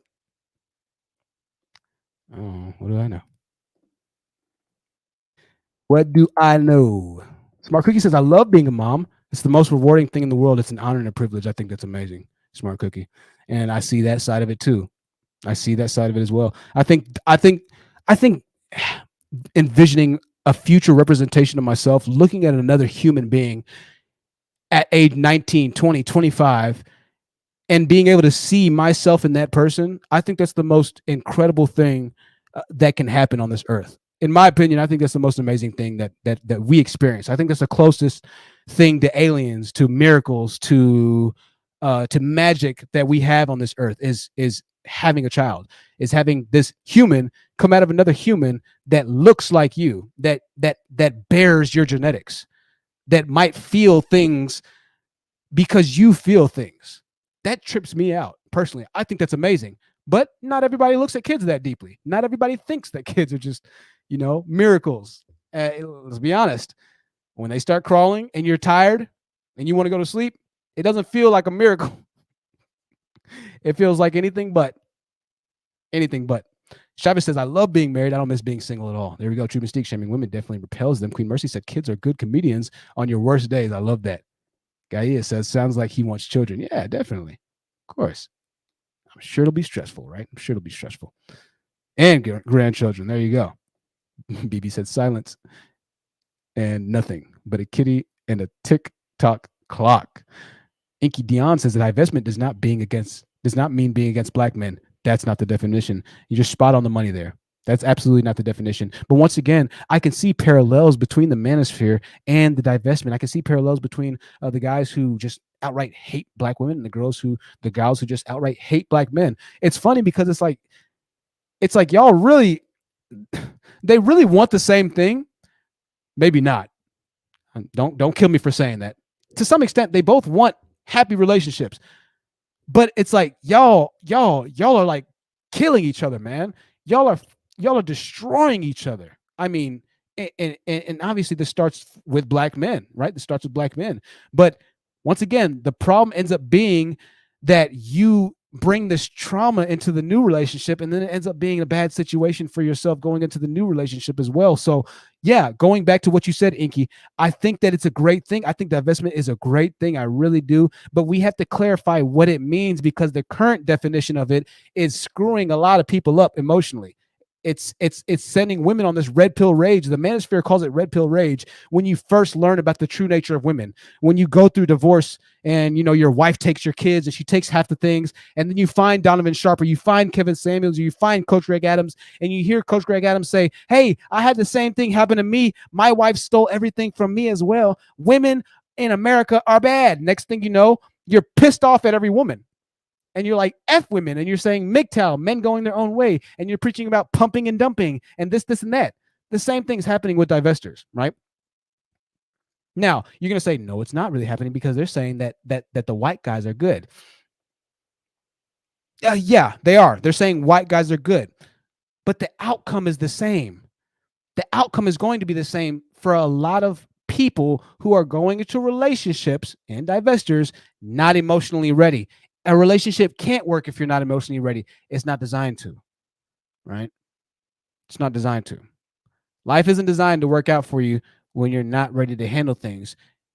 And life is so to where if you do get money, fame, and richness, and everything that you want, if you aren't mature enough, fiduciarily responsible enough, fiscally responsible enough, emotionally responsible enough, wise enough, socially responsible enough, if you don't know psychology and people enough, your wishes, wealth, monetary gains could quite literally be the death of you. More people have won the lottery and have had adverse things happen to them and have had a worse quality of life after winning than people who have won the lottery and have gone on to have a perfectly normal, content piece of life, right? Because what happens is once you get what you want to that level, everybody is now after you. You now become a target. Now you're dealing with a lot of different stresses. And so you thought that you wanted this money. You thought that you wanted this relationship. You thought that you wanted this career path. You thought you were ready to be able to handle it, but you were not ready. You needed work, and you did not understand what came with the burden of that relationship, object, dollar amount, career path, right? The outcome ends up being the same, which is negative. That's why I parallel this situation to the manosphere. So yes, they're not saying that all men are bad like a lot of the manosphere is. They're not saying, but they are saying that white men are good, which is what black men say, right? The reason that we date other races of women is because they're more submissive and because they're this, and because if you look at them, right, this is what they always say. So there are parallels, even in the extremes, even with the ones that say all black men are bad. Even the ones that say that only black men are bad. There are parallels all across the board. And the parallel all across the board is that the outcome of the situation more often than not is going to be negative because you're just not ready. Regardless of whether or not you think white men are good or bad, you're not ready. At least not for that type of guy that you're asking for, not for that type of relationship that you're seeking. You're not ready. You know? End result, bad. Lost relationship, no relationship. The exact end result of you not being with a black man, with you not wanting to date black men. You're still going to be looking for a significant other. That's the end result. The bigger thing, ladies and gentlemen, is working on yourself to become the best person possible. Once you're the best person possible, you'll always be in a good position, whether you have your heart broken by a white man or have your heart broken by an Asian man or a black man, whether you have your heart broken by a black woman or a white woman. Once you're in an emotionally healthy position, you can move on with everybody in the world. You can move on with healthy relationships. You can move on with life, right? That's the spot that you want to get to. You want to get to the spot to where you can do and move wherever you'd like to be, to where you have as many options as possible. But don't close off your options trying to open up your options. I understand you want to eat at a certain restaurant, right? I get that. But I can't go to that restaurant if I don't have the money for it. Now, listen, I can go sit down at that restaurant, order food, eat the food, have the server come over with the bill and be like, hey, it's time to pay. And I can say I don't have the money. Guess what? I got to eat the food. I got to experience a little bit of that relationship. But guess what's not going to happen? me being able to eat at that restaurant again. Because you know what? Next time I walk in, the manager's going to say, hey, that guy, don't serve him. He stole from us last time. He's not ready for our establishment yet. Right? I don't know. THT, you just don't want us to.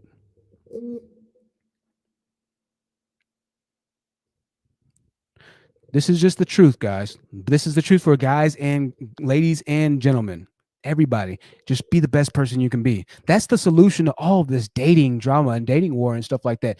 Be the best person you can be, because no matter what's going on the outside, now I get it. A lot of people love drama. If you love drama, then great. Be a part of the drama, right? If you just love living a lifestyle based off of Real Housewives, then drama it up, my friend, right? Drama it up, bro. Drama it up, sis. If that's what you love, then that's what you love. But if you're trying to find a normal picket fence relationship without all the drama and the arguing and stuff like that, then you're going to need to approach it from a much different perspective. And getting in these chat rooms, listening to these messages, y'all got to stop it. It's going to mess you up. I'm telling you, it's going to mess you up. It's going to mess you up. Be the best person you can be. Find a good person. Be a good person. Find a good person. That's it. Open the panel. Okay, open the panel.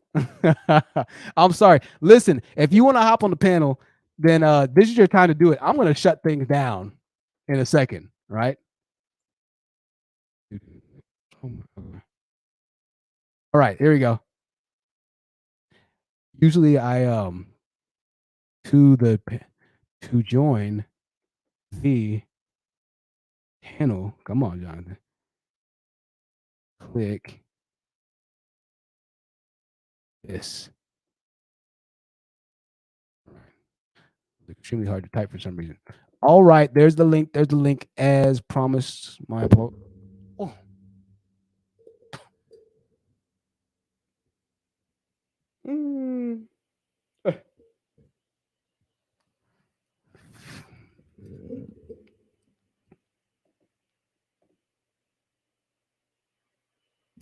All right. That's right on my tooth. I appreciate everybody's been sharing my channel. Thank you for sharing the channel, ladies and gentlemen. Yeah.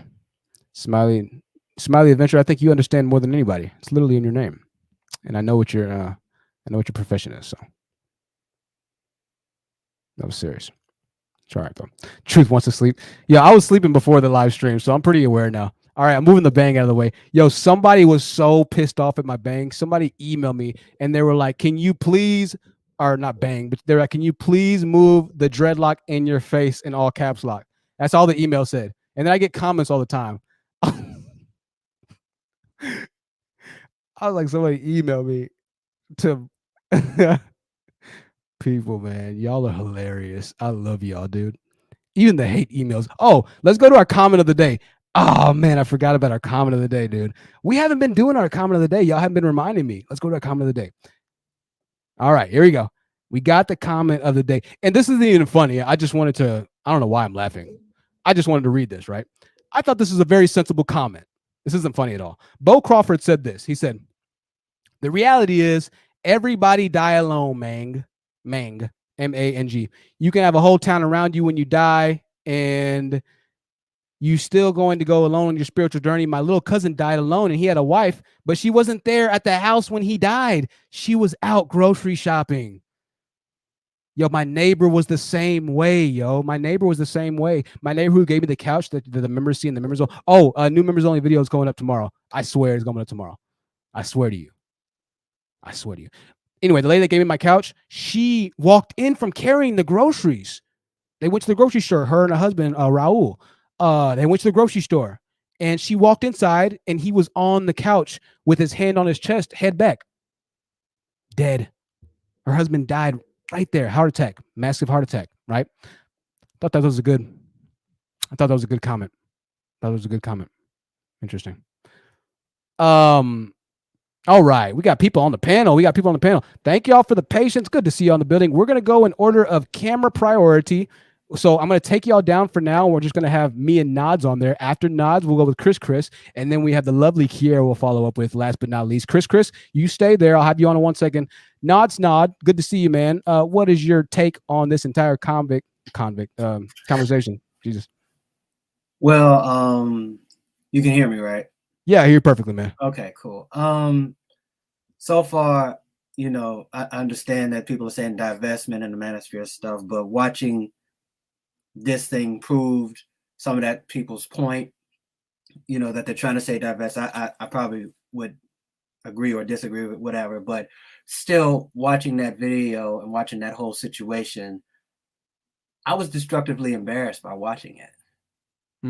I was very destructively embarrassed to where I'm like, you know, you even heard the story from some of the football players. They were just like a coward and everything, but I think deep down in their actors, they wanted to attack him because they were really upset of watching him, not just because this was a black woman, but a white woman, that they wanted to that how he threw her into the television and threw her on the baby equipment.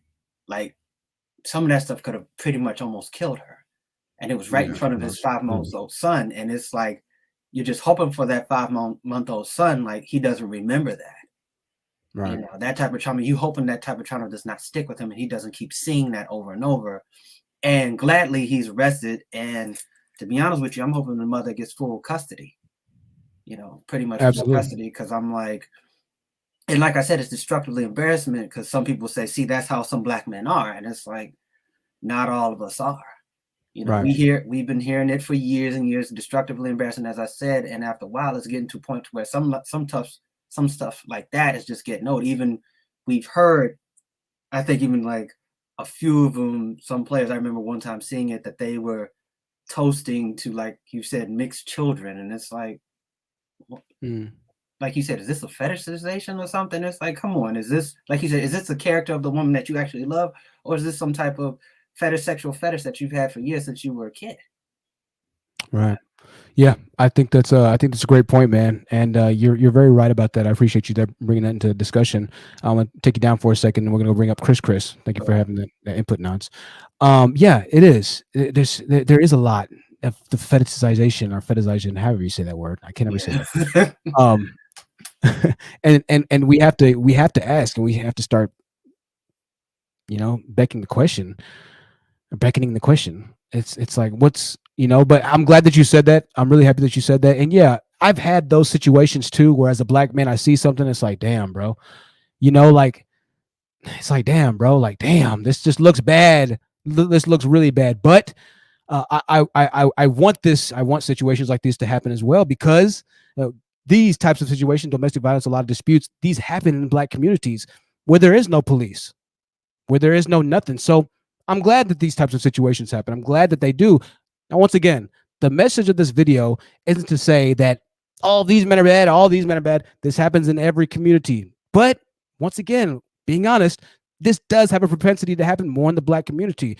But still, the other side of that is that this does happen in the black community, yes, but still, don't escape a bad situation and put yourself in another bad situation. If you want to leave Blackistan, by all means, leave. Just don't leave Blackistan and then go to Vikingstan, right? Leave Blackistan and get to and get to the promised land. Wherever race of man that means to you, just make sure it's the promised land, right? That's all I ask. Don't leave Blackistan and then go to the USSR, communist 1975 or 1969 Russia. That doesn't make any sense either. Right.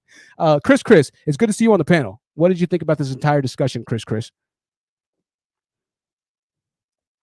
And Chris, you're going to have to unmute yourself. There you go. Can you hear me? Yeah, I hear you perfectly. Oh, can you hear me? Sorry.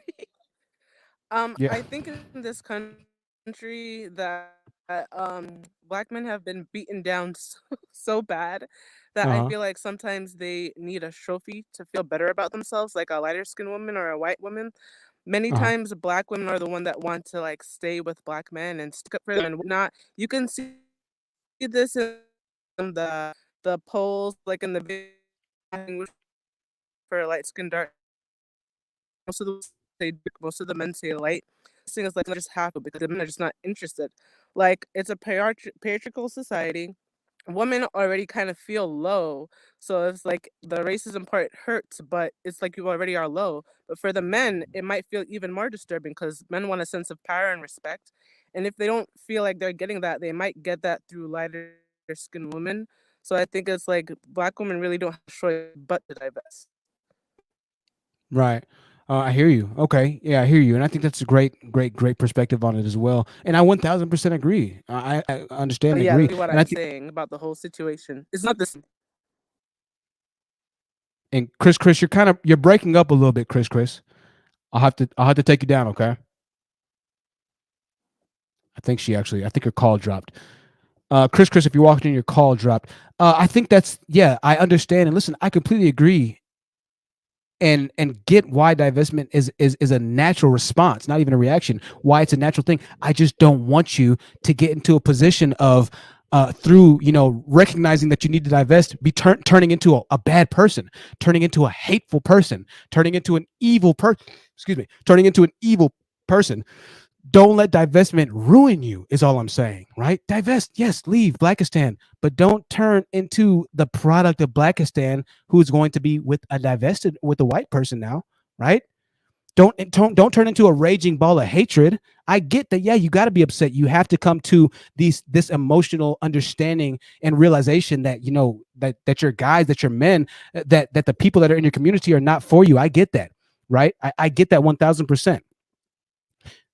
But once you realize that, don't become the villain. Stay the good person. That's all I'm saying. Kiera, go ahead. What did you think on this entire I said the same thing again. Conversation. What did you think about divestment or the message? Do you agree? Do you disagree? What did you have to say, or what is your input on this? I know it's a unique topic. But what did you think? Yeah, it is a unique topic. Hey, honest truth. Hey, chat. Hey, Kiera. Hey, Pink Pill. She's in the chat. Okay, yeah, I'm told to read the chat. Hi, Pink Pill. My apologies if I'm not reading the chat, yo. I'm sorry. Go ahead, Kiera. Yeah, I heard about divestment on YouTube. I've always been a person that I like what I like. But I think for divestment for right now, these are women that are right now, they're trying to get out of something. They're trying to get out of something that they've been stuck in pretty much their whole life. So getting out of it, it's not going to look pretty. Getting out of it, there's going to be some people that's going to be some rage. There's going to be some people that may go to the left. There may be some people who are centered. There may be some people that go to the right. That's what happens when a movement or when something and possibly an ethnicity, it's shifting, it's changing drastically. That's going to happen. It's not going to look pretty, and it's not supposed to. I mean, let's just be honest here from the Black male's perspective. I mean, has their stuff been pretty? It hasn't been pretty. I've been alive since the 80s, the late 80s. It hasn't been pretty. I've heard all this stuff my whole life. The booty shaking, the single mamas, you're nothing but single mamas. You're going to be old and alone with a bunch of cats. You're going to die alone. I've heard that almost all my life. I think the first time I heard it, I was like, 6 or 7? So this is nothing new for me. I mean, women are just now starting to speak out about this because they've heard it all their lives. And now that we're speaking out about it, it just seems like a lot of people have a problem with it. This is the tide that's turning, and this is a karmic shift. Whether you like it or not, this is going to happen. In order for something to get righted right, it first, normally 9 times out of 10, it has to go wrong in order for it to get righted. And if it went wrong the first time, in order for it to get enacted, then it needs to go wrong the next time in order for it to get right. Absolutely. Karma's karma.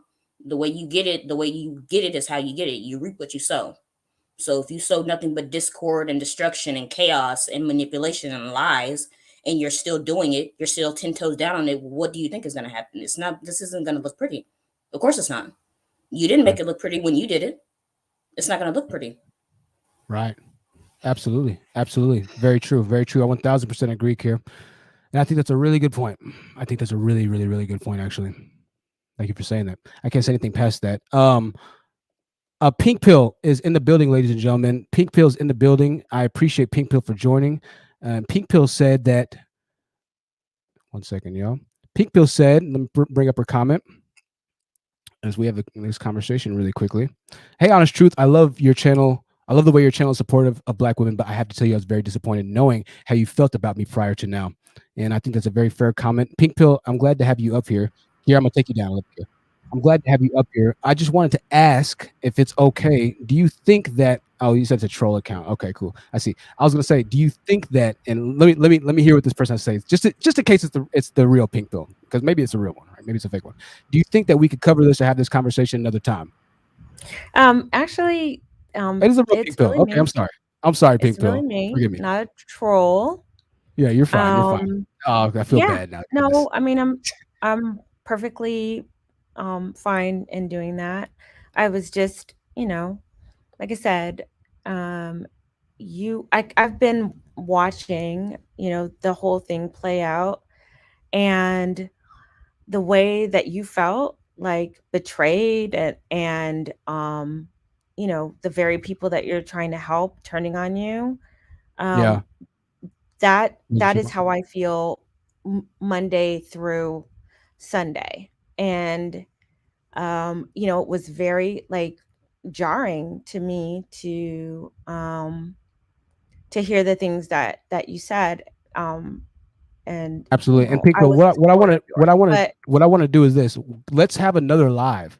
And just in case, because some people are saying that it's not you and some people are saying it is. I think it's you, right? no, it's So let's me. I have mean, another. people can hear my voice. I mean, this Yeah, is yeah. me. I believe you 10,000%. I'm trash, so forgive me first and foremost. And I know y'all had me saying I'm trash. My bad. I'm not trash.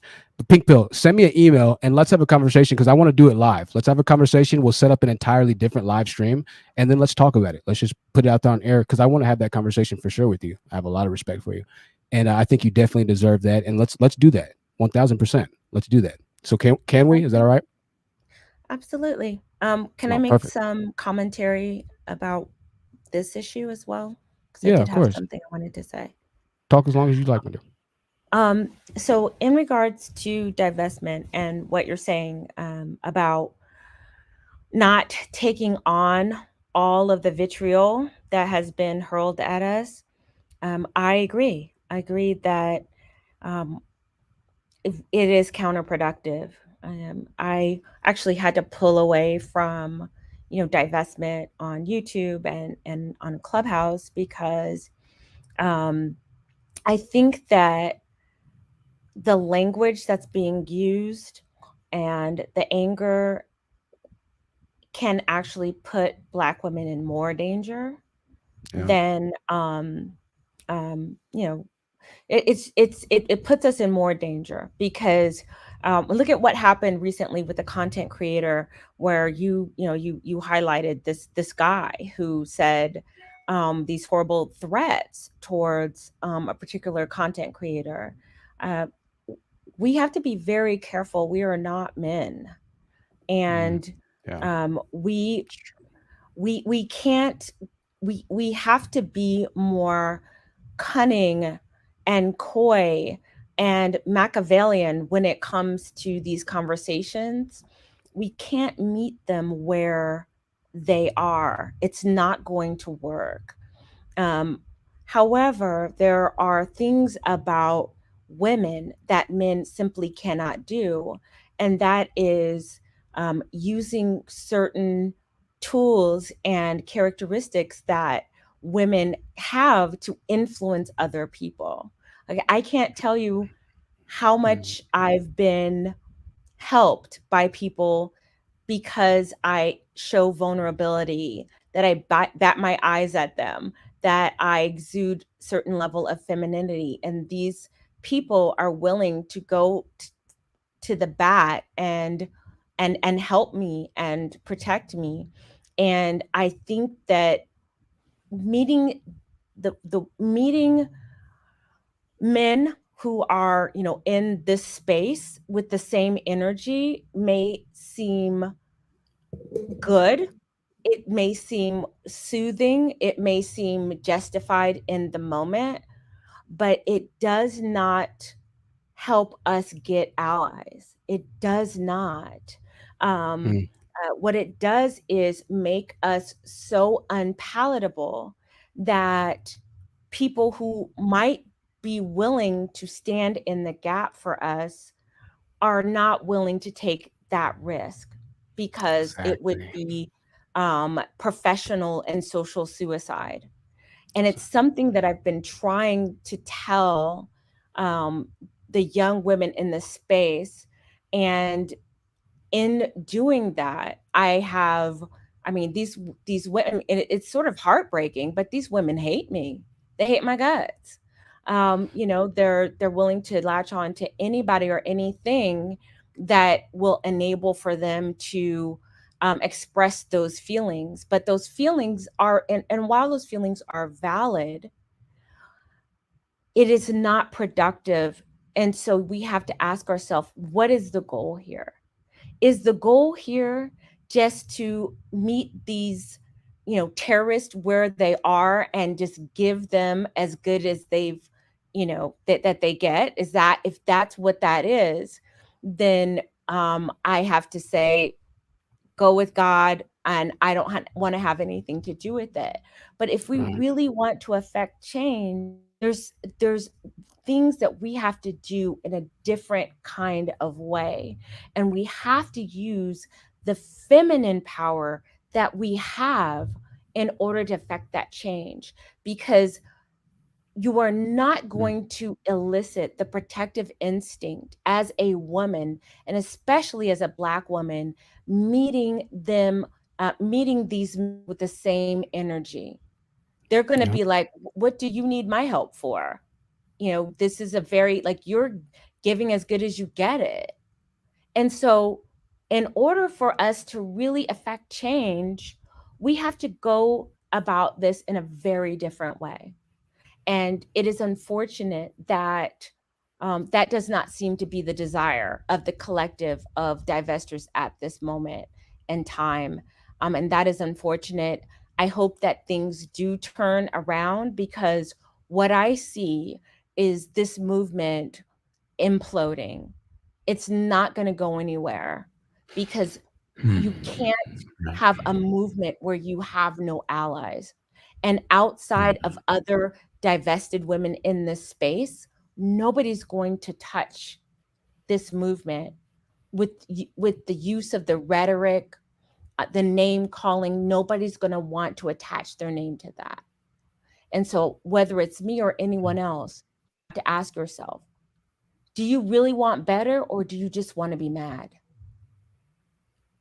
And so that's all I wanted to say. Pink Pill, I appreciate you for showing up. You never have to. I appreciate you, and I appreciate that. I look forward to our conversation online, and I look forward to anything as far as what you might have and any concerns you might have. I appreciate you reaching out, and you're spot on the money, 1000%. I think you said it in a much better way than I could have. And I appreciate you. I appreciate you, and you're spot on. I don't have anything to say past that. So can I send you my email in the private chat here, or can I reach out to you? Or I mean, and yeah, that was whenever you're really free. what. Yeah, go ahead. Yeah, whenever you're free, just I'm let me open know, to and it. we'll do that for sure. Here's my email. It's thehonesttruthyt@gmail.com in the private chat. And I'm not trying to sun you by telling you to email me. I'd email you, but I don't want you to put your info out there. Just send it over to me. We'll set something up, and I look forward to having that convo. 1000%. 1000%.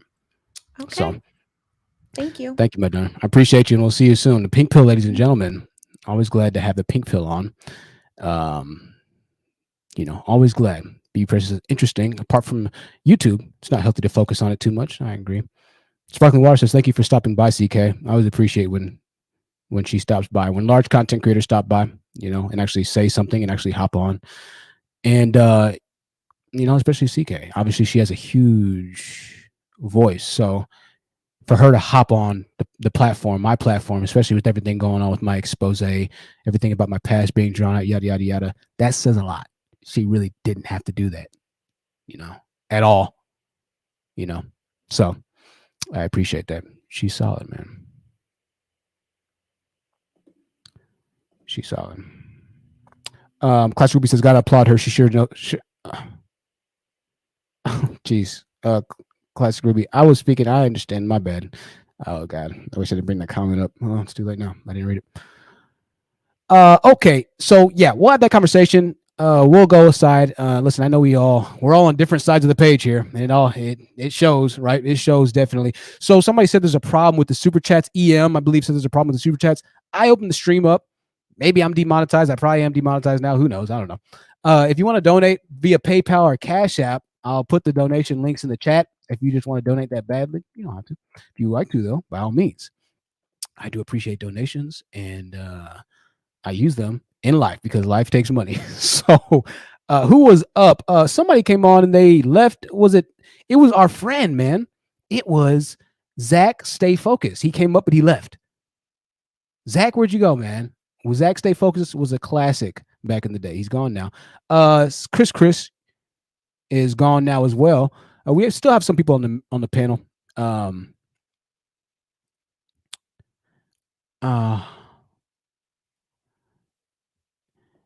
Canteron says, I'm still confused about the comment how THT felt about it before now. I thought they were on good terms, but I could be wrong. Yeah, so Canteron, I was in the manosphere.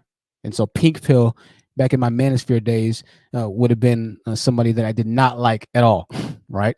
I would have thought that the Pink Pill was trying to make my life, was trying to make me as a black man look like what I wasn't, or look like something that, I wasn't, which is essentially, she was describing exactly who I was, right? But when I was watching her videos, I used to be like, "Oh, listen to her talking, black women talking about black men. All black women are always talking about black men like that, right?" That's how I thought, right? And so Pink Pill would have won 1,000% until I watched one of her videos one day, until I sat in my car one day, and I was like, "Damn." I was like, "I'm trash, bro. Like, I'm trash." So that's the history behind it, right? So I was exposed, and all my old videos were released to the internet, along with everything else in my life, released to the internet with my previous Manosphere video. So that's what the Pink Pill is talking about. So we'll talk about that later. We'll do a live on that later, and I look forward to that in case you're, whatever. Water Sniper 2 has made a second channel. Water Sniper 2 says, blocking my channel won't stop the truth about you divestors. It's spelled a little interesting there. Divestors. We'll take it, though. We'll take it. Why block my other channel just for difference of opinion? Nothing I commented was disrespectful. I didn't block you, Water Sniper. The mods probably did. I didn't block you. And also, y'all, I get a lot of comments saying, "Oh, there goes Truth trying to block." Listen, I don't block anybody, really. I block very few people. But if you say crazy things and the mods are looking at the comments after the video is posted, then you're probably going to get blocked. We're going to add everybody back up to the panel here, and we're going to do a free fire or a fire shootout, starting with nods. We're going to do our final words as we start to wrap this up. Diana Prince says, don't let them come on here and harass black women. Absolutely.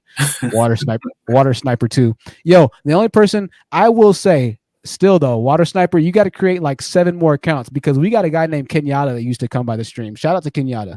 I did ban Kenyatta's account, I think, on 7 or 8 different occasions, and Kenyatta came with a new account every live stream. So Kenyatta, shout out to you. Much respect. Nods, go ahead. Chris, you're after him. Hi, Jaya. Good to see you. Kiera, we're going to follow it up last, but certainly not least, in tradition. Go ahead, Nods. Like I said, I'm embarrassed, and I'm kind of glad to hear what Pink Pill said. That, she's seeing it a bit of what the divestment, the impact of it is. And the fact that she doesn't want, I think she actually wanted both sides not to stay in their bitterness or anger of what has happened to them. And the fact that she's trying to say for both, maybe just for the female side to be better, was very interesting to hear. It's like, I think some people are actually trying to do a lot more better than what they were before, in any other way of like, do we need to have our job, save our money, and get our own homes, not just apartments nowadays, because now apartments are more expensive to even have a house. So it's a lot more to do things, and also to treat each other better of one another between black men and black women, to where, what we just saw there was just such, we could say it's that black thing, and it's like, well, that's what they do, or, to say that this is what black men do to white women, which is like, nah, there's been other cases where black men have taken good care of, white women and stuff like that, from their relationships to marriages or whatever. And it's not really a divestment. It's just like they were just in a loving relationship. But just the fact that this moment right here makes it feel like it's that type of stereotypical thing that we've seen for years is, like I just said, destructively embarrassing and alarming. And it was just very disturbing how he just treated her, to where it's like, we may not know what the situation is, especially some guys from the manosphere are trying to say, well, she cheated on him with his financial advisor. So did she? Is that what happened? Trying to say that, and It it's doesn't like justify no it, excuse for him doing that. Yeah, So yeah. that it's like that was a savage beating, like something that we seen on the street Bro, that guys do. And it's like, man, nah, man, this it's is no somebody that excuse to do that. yo, But it's better man. for anybody in any situation if they have someone cheating on them, leave quickly. Right. You know, just leave quickly. And he could have had the discipline to just leave and be like, okay, I'm here for the son. That's it. But it was like he beat her. Like, good God, really? Man. I said the Lord knows. I said the Lord knows I would be. I mean, I would be in prison. I'd be in prison if something like that happened to, any woman, whether even if it was a friend of mine. I'd be in prison for the rest of my life. Just the fact that that's crazy, man. The other football players that you could tell in their face they're so mad. If they saw it again, they're so mad that they're like, okay, we've had enough situations like this happen even with Ray Rice. And just the fact that this is coming out again is like they already know that they have the stereotype from the CTE, but it's like this to them, this is not CTE. This guy is really just abusing her off nothing. No, that's not CTE. And let's not even bring the CTE thing. For those of y'all who don't know what CTE is, it's something that football players have. I don't know what it stands for. Let me Google it. It stands for chronic traumatic encephalopathy. Encephalopathy. Chronic traumatic encephalopathy is the term used to describe brain degeneration. This is what this says. I'll go ahead and bring this up. And apparently this happens a lot in football players. Or something along UFC fighters, any trauma to the head. Basically. Okay. Too much trauma to the head. So I assume that the left side person right here is somebody it says control. So I think a healthy brain. And CTE, it has some redness in that area, which I assume is probably not what you want since it's on the far end of the scale here. And yada, yada, yada. I'm not a brain person. Right. But what happens is they say after repeated blows due to the nature of football, helmet to helmet to helmet Contact for years on end. Too much contact to the head. Even fighters, we've noticed this for years. We call it punch drunk. Now, they did say punch drunk. Go ahead. I'm sorry, bro, because I just saw something else. It's kind of common, I think, in any fighting sport, from Muay Thai, boxing, UFC, left way, even Sambo went in Russia, where these guys actually use their heads when they hit somebody on the ground. So it's in that, and that's another case too. Aaron Hernandez, and this was talked about years before as well. Right. So I don't want to say for Stacey, this is another case of CTE. I'm like, nah, this guy clearly could have left. It's like, okay, the relationship is not working out. I'm going to stay away from her just because she cheated on me or whatever. But the fact that the girl said, no, this has happened multiple times. I'm like, okay, I beg to differ about that. This is something else. And even we can't even say what they're living in is bad. This guy was still in other football programs where he could have had some decent amount of income. But I think this brother just chose to basically say, I'm going to take over, He's going to take over her like that and say, like, this is my woman and I'm not going to let her go. And it's like, let her go. You stay away from her and you're going to be straight. But he didn't do that. He chose his ego and his insecurity to basically beat her senseless. I'm like, man, it's, I've even heard of this happen in other family members and a few of my own, but it's like, man, I'm not, no excuse in my opinion. I'm sorry, none. Right. And I wanted to cover this, and thank you for that, nods. How do you say your name, man? It's this is my YouTube inside. I really don't have much on the channel, but that's what the platform is. And we're looking at the video of Aaron Hernandez, and obviously if you don't know about Aaron Hernandez, he was a football player that played for the New England Patriots. He murdered a man after having essentially the entire world on a platform, right? He was a Super Bowl winner, talented guy, had a beautiful, this is his wife here, beautiful family, man, everything that you could want in America. And he went off and killed somebody, leaving his family behind. He's now dead. He commit the S word. He permanently removed himself from the planet in jail. He hung himself in jail. And his brain showed severe evidence of CTE. Now, this isn't a domestic dispute, so obviously we're not comparing apples to apples. But I want to be careful here because obviously the CTE thing, it is I don't want to give misdiagnosed medical information on YouTube and get my entire channel banned by saying that CTE is not a real thing or a real issue. It absolutely is. However, it does not mean that a person does not know what right and wrong still is. At the end of the day, you still know what's right and what's wrong. You still know what morality is. You just might not have an ability to override that sense as much. Fortunately, real life situations are going to occur. And so this isn't, and I'm showing this story here because I just think it's interesting and I haven't thought about it for a long time. But this isn't the Aaron Hernandez isn't a domestic violence or dispute situation, but it's more just understanding what we're saying right now. It's not inside. I wanted to ask you one last thing, bro. How many books do you have behind you, and what are those all about? Actually, this is my mother's house, so I'm just using this using her computer for the day. But I mean, I've read a few of them, and it's a lot. It's a lot that she has, from some Afrocentric books, few religions, different autobiographies she's read over the years, even psychology when she was going into college for a bachelor's for a time. So it's a lot of stuff, even a few comic books that we've had from Afrocentric communities, and even the regular Marvel and DC ones as well. So even one called Golden Corral, where it had like historical Black men and women from 17th century slavery, even a few Black men from France and Russia and stuff like that. So we have a mixed bag. We even have an encyclopedia called Africana, and it's a huge book. It's like you could actually hurt somebody with that book. So much stuff, man.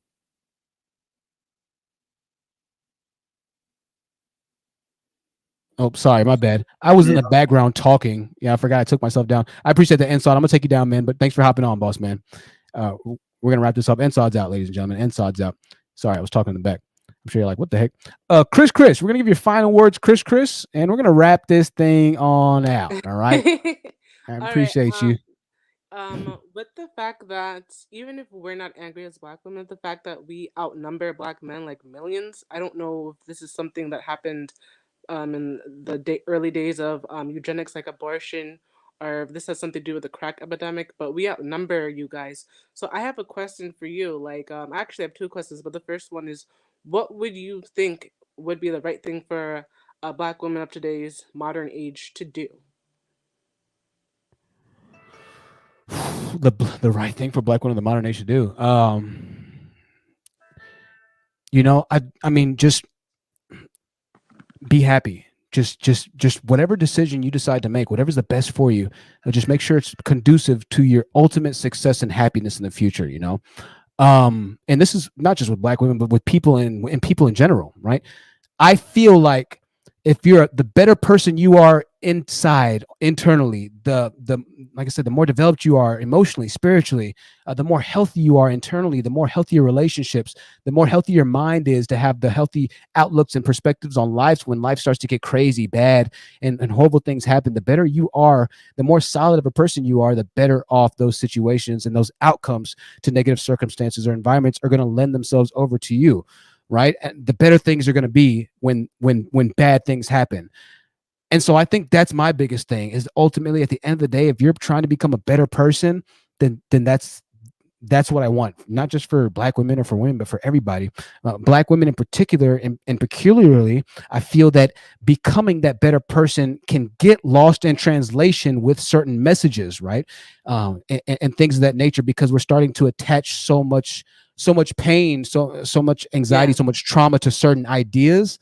And when you start to bring traumas and pain to certain positive ideas, it can turn it into a negative. For instance, when you multiply a number by a negative, no matter how big that number is, it could be a trillion, quadrillion, multiplied by -2, it's going to be negative a trillion, quadrillion, right? So it's almost like the bigger something is, the more better something would be without that negative connotation carried to it, without the negative burden being added to it. The bigger something is with that negativity, it can make it infinitely worse, right?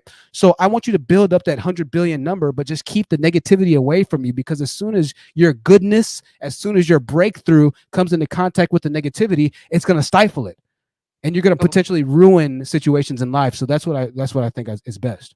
And that was actually really great. And my last question, like, I know when you had I think his name was Smoke Prepare. I think your whole reason for having him on the show was to kind of showcase his quote unquote stupidity so that we wouldn't get all riled up by the things that he said. But if you were to have like a charter, like a truce between SYSBM and the divestors, what would the truce look like?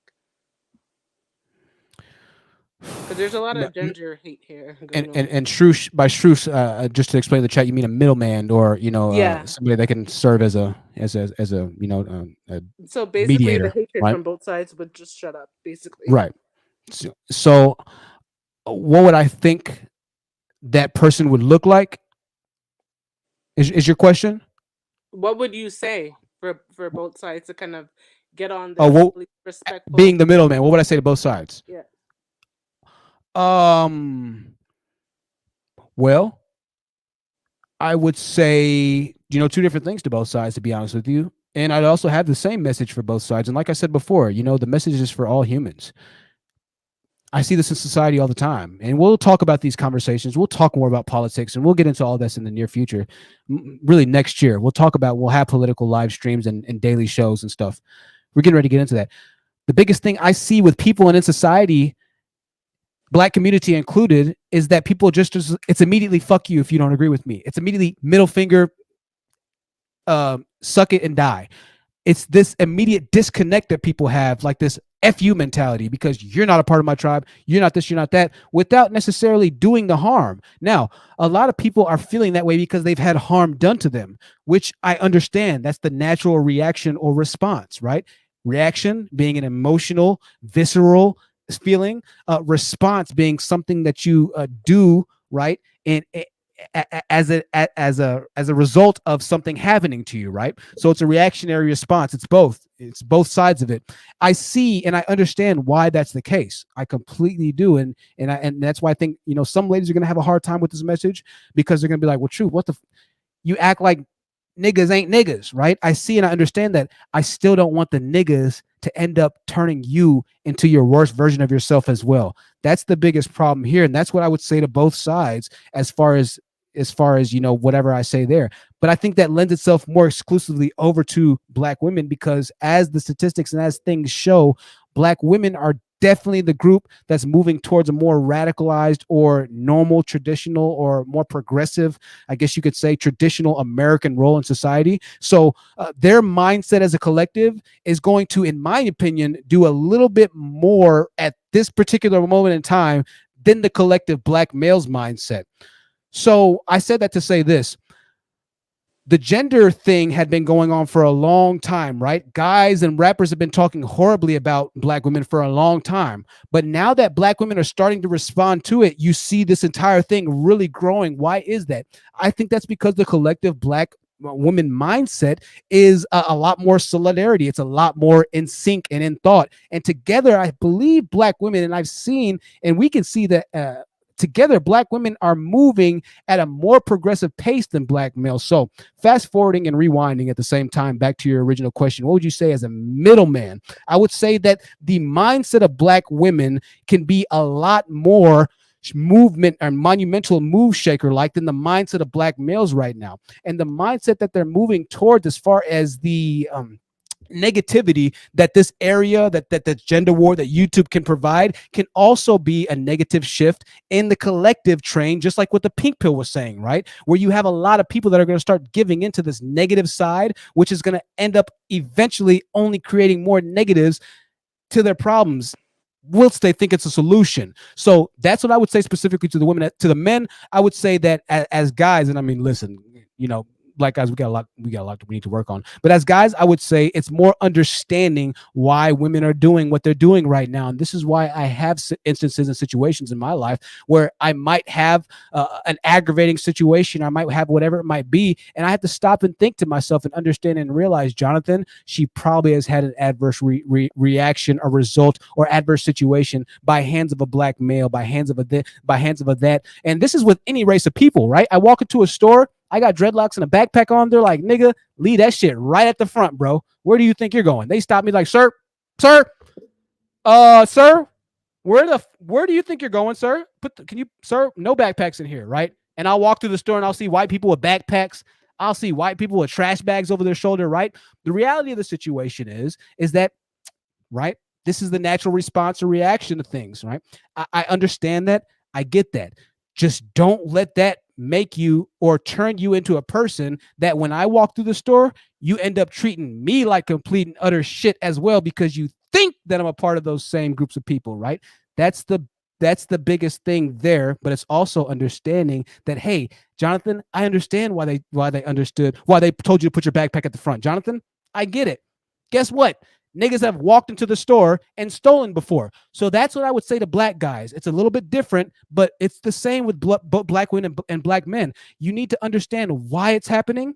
You need to understand what role your people have played in that situation, what role your brethren have played in that situation, what role you're actively playing in that situation. Meaning, when I get checked, am I losing my top? Am I cussing out all the white people? Am I cursing out and asking for the manager? Am I nigging completely off of the scales? Am I shooting the entire place up? Your reaction to that person having a legitimate concern that to you might be unwarranted is also going to determine how they respond and react to the future Jonathans that walk through the store. So black men don't understand that even though they might not see this concern with the problem, even though I'm not going to steal anything, I'm not that black guy. How I decide to react will make or break the situation for the next black guy that had no intentions on stealing everything. Wow, that's deep. Okay. Yeah. Right. I feel like I talk in circles sometimes, but I'm glad you understood that. Was that about as clear as mud? Did that answer your question? Yeah, that answered I my appreciate that, question. Chris. I appreciate you, Thank darling. you. Thanks for calling in. And so you stay tuned. Are your notifications set to all? Yes. All right. Well, I love you. I love you now. And if they weren't, I'd still love you. But Chris, have a good night. Thank you for calling in, and we'll see you tomorrow. Okay. All right, bye. Bye-bye, Chris. I appreciate that. I think that was a good question there. I think that was a good question. That's a question that the psychologist asked you, right? Ty the Gemini, I believe. There's a question she would ask. They ask you questions that you're like, Psychologists ask you questions where you feel like you're smart. You're like, that's a good question. I think that me personally, true, I be seeing things a little bit different, right? Psychologist, that's a good question. I appreciate that. Kier, you are the final. And I wouldn't have it any other way, Kier. All right. We put you on the spot every single time because I know you can perform, Kier. I know you can. So that's why I do it, right? That's why I do it right there, Kier. Give me some. You there? Yes, I don't know how much I'm gonna be giving you, but sure, okay. Yeah. I agree with what the pink pill said. She was absolutely right. If this is the way that it has to go in order for the ship to get righted, then I mean that's what has to happen because karma has to take its course. But I said this on Ty the Gemini stream. I don't want black women to become the very thing that they hate by being vengeful, by being in the rage. You have to get to the rage in order to get through to the peace, which is fine, but you can't stay there. And as for our counterpart at the moment, whether you guys like it or not, for women, there is no difference. That's what you guys aren't getting. For us, there is no difference. There is no good guy. There is no, oh, well, it's not all men. There is none of that. You're in one of either two categories for us. You're either the guy who's the perpetrator, or you're the one who's staying silent while he's doing the perpetrating. Or you're the one who will gloss over our experiences by saying it's not all men, but you will swear up and down that, oh, I don't know any men who do that. That's a good point. Jason. You can't ask the victim. You can't ask the victim to come to the table with a truce for her predator, but not only for her predator, the other person who sat by while she was being perpetrated on. Right. You can't ask for that. And you got generations upon generations upon generations of women and girls, especially women, black women and girls who have had to go through this in silence, who have had to say, I'm fine. It's okay. He didn't do anything. Oh, well, you know, he didn't mean it. Oh, well, he didn't mean it like that. Well, what did he do? Well, what were you wearing? Well, you shouldn't have been out at night. Come on. That's a whole lot of negativity and darkness and pain and ignoring someone else's hurt and victimization and innocence for you to now say when they're 30, oh, well, we're just going to be a truce and it's going to be okay. I 1000% agree, Kier. And here's my bigger thing, okay? The problem is this, right? I'm going to get flamed for saying this. You know what? I probably shouldn't even say that. I don't know if I want to say that. I'd love to say it, ladies and gentlemen, but I don't know if I can say that right now. That might just be a bit too much. So you know what? Having said that, Kier, I'm going to let you finish on that note. And I agree with you. And we're going to talk about that. We're not quite ready yet. I don't think we're quite ready to hear that just yet, what I'm thinking. But we're going to talk about that. You give me about 4 or 5 months, and we're going to end up having a pretty serious live stream, which I'm sure is going to cause a lot of people to leave. But c'est la vie. Infamous says, stick around. We'll talk about it. I can't talk about it right now. It's too much to even talk about right now. Again, like I said, why? It's too much to speak on right now. But Kier briefly mentioned it, which is the traumas that go unspoken of, right? Guys and gals, not all these traumas that go unspoken of in the hood are at the hands of black men, right? Now hear me when I'm saying this, okay? There are situations where the trauma is by the hands of black men, but still at the end of the day, there have been situations where black women have been completely 1000% complicit with the trauma that's being had at the hands of black men. Listen, this is a touchy subject. You're not gonna agree with everything I say on this subject, but if we're gonna start talking about accountability, right? I understand you're on this side of the fence and this side of the fence, but you want the honest truth?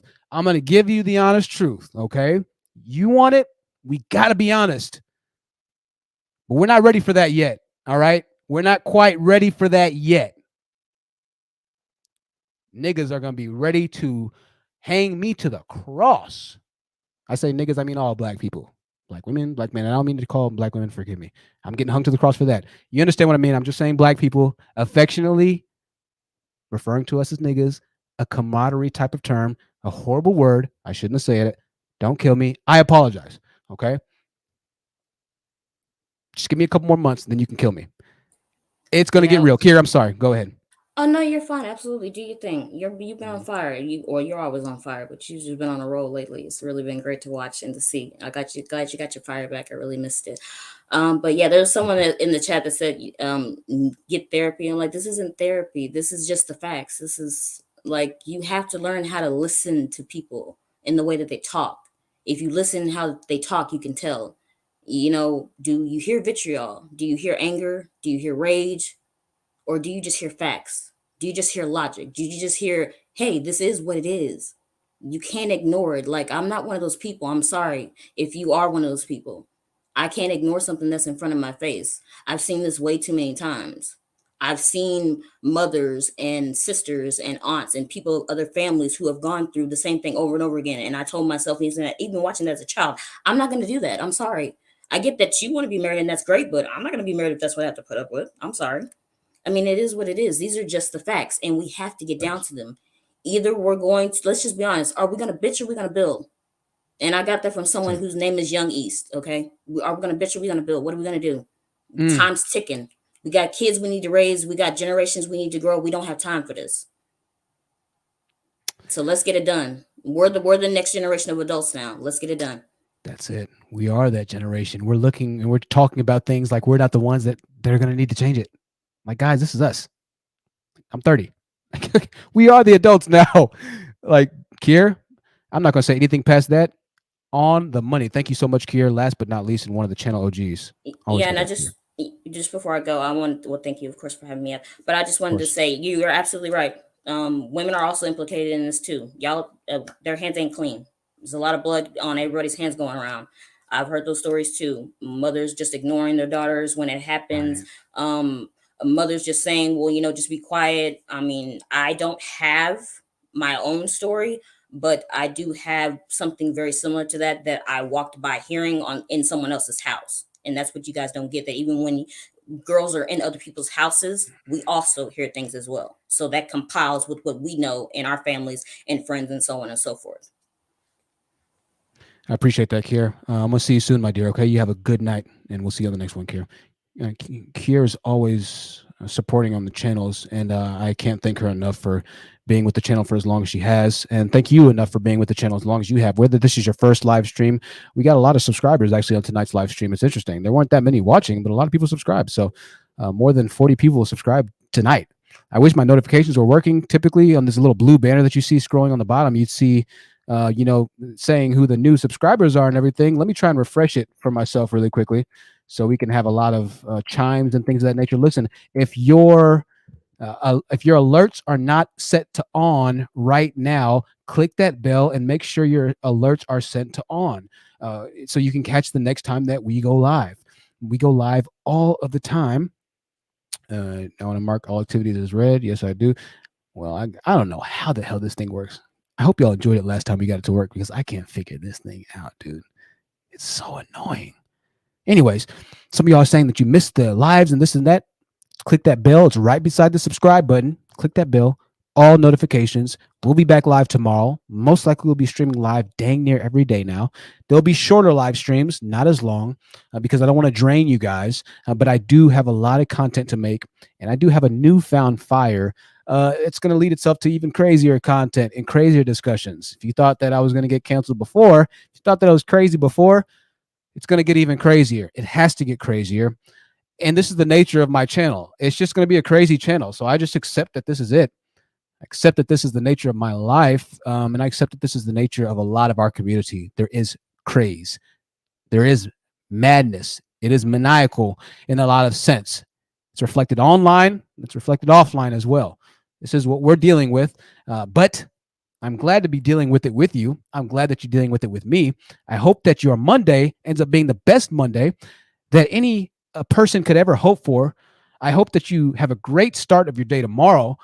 I hope that you do something this week that you haven't done. I renovated my closet. I hung up a shelf that's foldable. It was hell. I asked myself why I was doing it halfway through it. I cursed at my wall. I have multiple holes in my wall that are still in my wall right now, but my shelf is up and it looks amazing. And it was all worth it at the end of the day. Now I really feel like, my place has a different element to it. And it's like my life has gotten better because of that one weekend project. So make your life better with a weekend project. Go to a basketball game. Go to a football game. Turn off YouTube. Take a break like I did. I had to take a break. I had to take a week off. If I didn't take a week off, I was going to be in a bad situation, online and offline. So I had to take a break. I had to get my life together, recenter, reinvigorate myself, because that's what life is all about. People are going to throw you off. Shit is going to throw you off. People are going to tell you that you're not this. People are going to tell you you're not that.